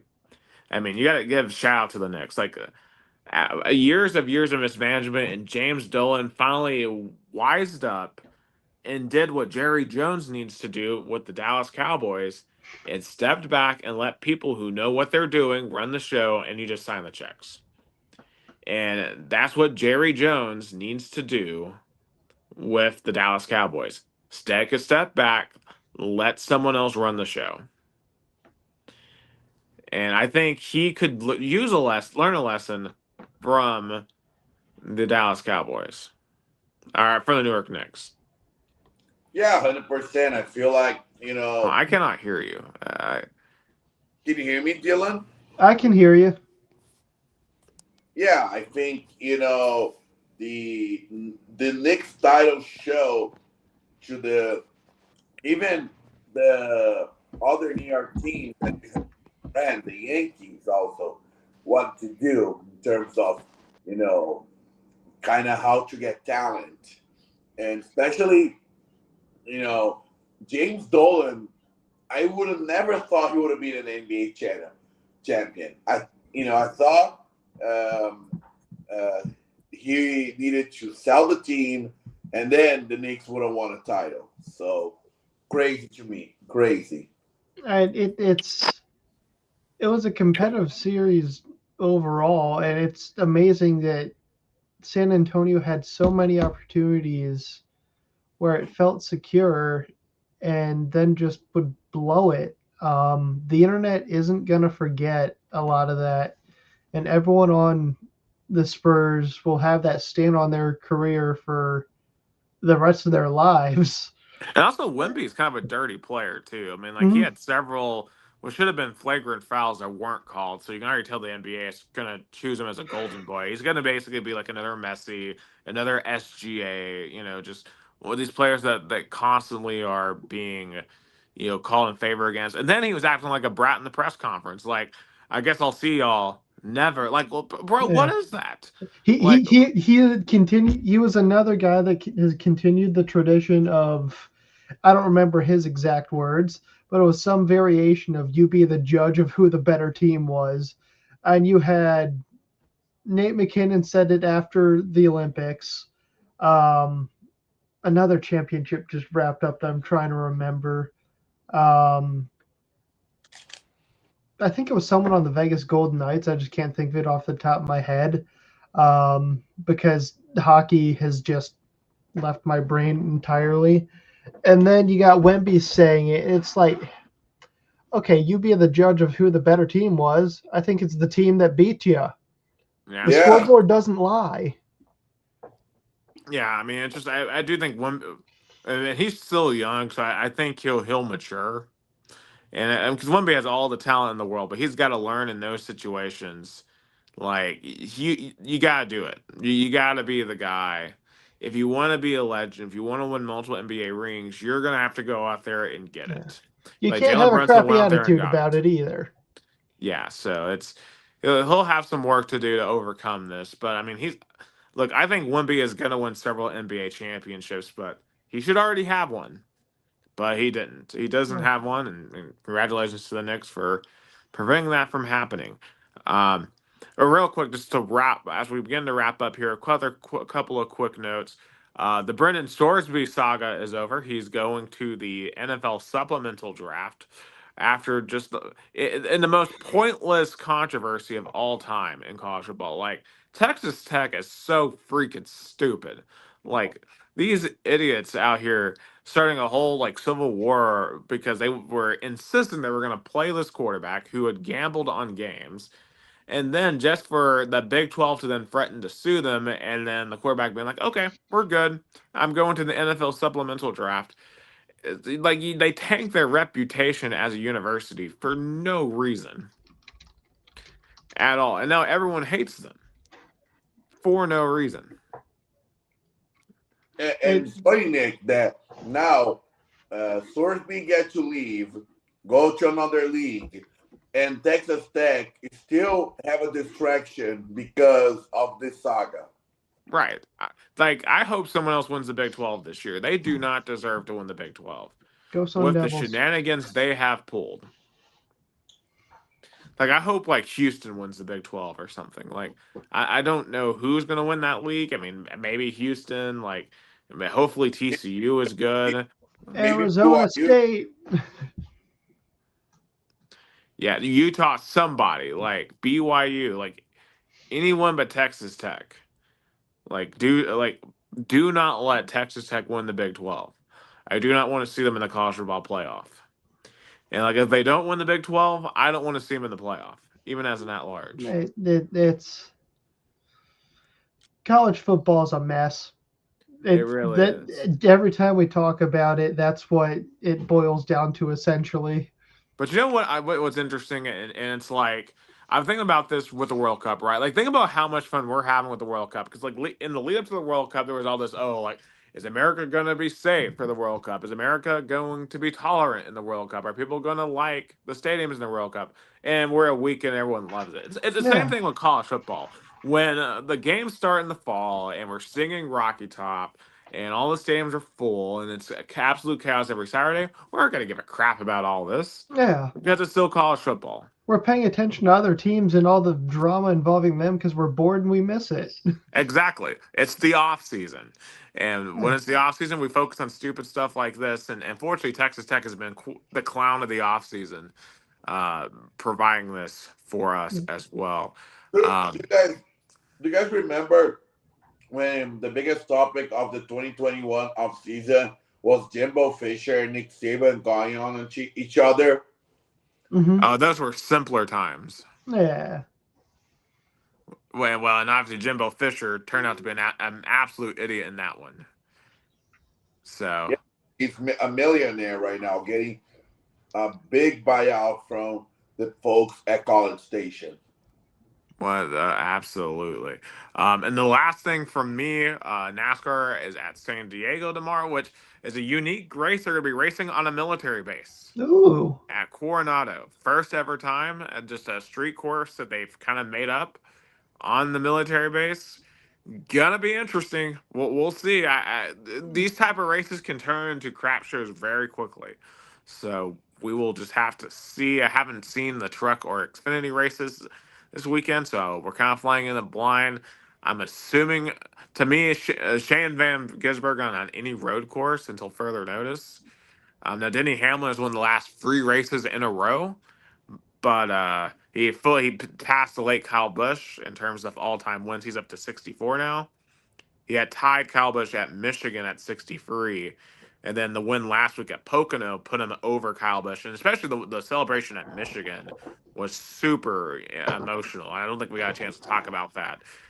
Him honoring his late teammate in Kyle Busch. But obviously NASCAR is rolling. It's the championship. It's like a two-man horse right now between Reddick and his car owner, Hamlin. Of course, IndyCar, I believe they're at Road America tomorrow. But in any case, that's all the American sports I have. I don't know if you had any other Brazilian sports you wanted to bring up, Gus, before we wrap up here. I not really, because all the season is stopped because the World Cup professionally. I mean, I have one thing. One thing I want to point out today. We had the largest win by a soccer club in professional soccer history. 17-0. Jesus. Wow. It was here, close by, in Limeira, at the 5th division in the state championship. So the other team came to the game with only 10 players. And all of them were like young, like 17, 16-year-olds. So, it was a completely mismatch. I didn't get to see the game because I was broadcasting on a city soccer league in Santa Barbara, which was fantastic. I'll send you a link next week. It's really cool, because here in Brazil, city soccer leagues, they're kind of like high school football. It's all about the pride of the neighborhood, pride of the city, and people take. There's players that have been paid quite sums of money. It's amateur, but there's money being spent. But yeah, the only thing I want to talk about Brazilian soccer, 17-0. Yeah, it was a big result, but the team that won Independente, they were already in the playoffs, and thank God Rio Branco don't play that in competition anymore. Hopefully never, ever Rio Branco has to play that again. The 5th division in the state of São Paulo. So that's it for me. Why didn't they initiate mercy rule or anything, if that's a thing? No, in soccer, there's nothing. I mean, only if the other team were like trying to get red card, and if they only had like 6, I think the rule is like 6 players total. Then the match is forfeit. Okay. Have at least like 7 players to keep playing.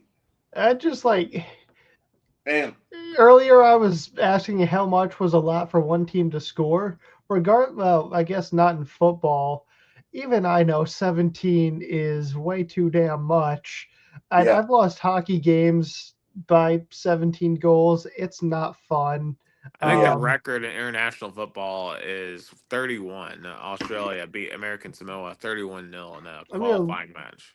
Yeah, the record is for the Brazilian professional soccer. So for the Brazilian leagues, but I know there was a match in Madagascar that it was like the club was protesting something, so they just kept on scoring own goals the entire time.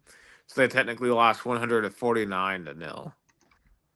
But the most touching thing about that match, I forgot to pull up the picture. It was after the game, there was a prayer.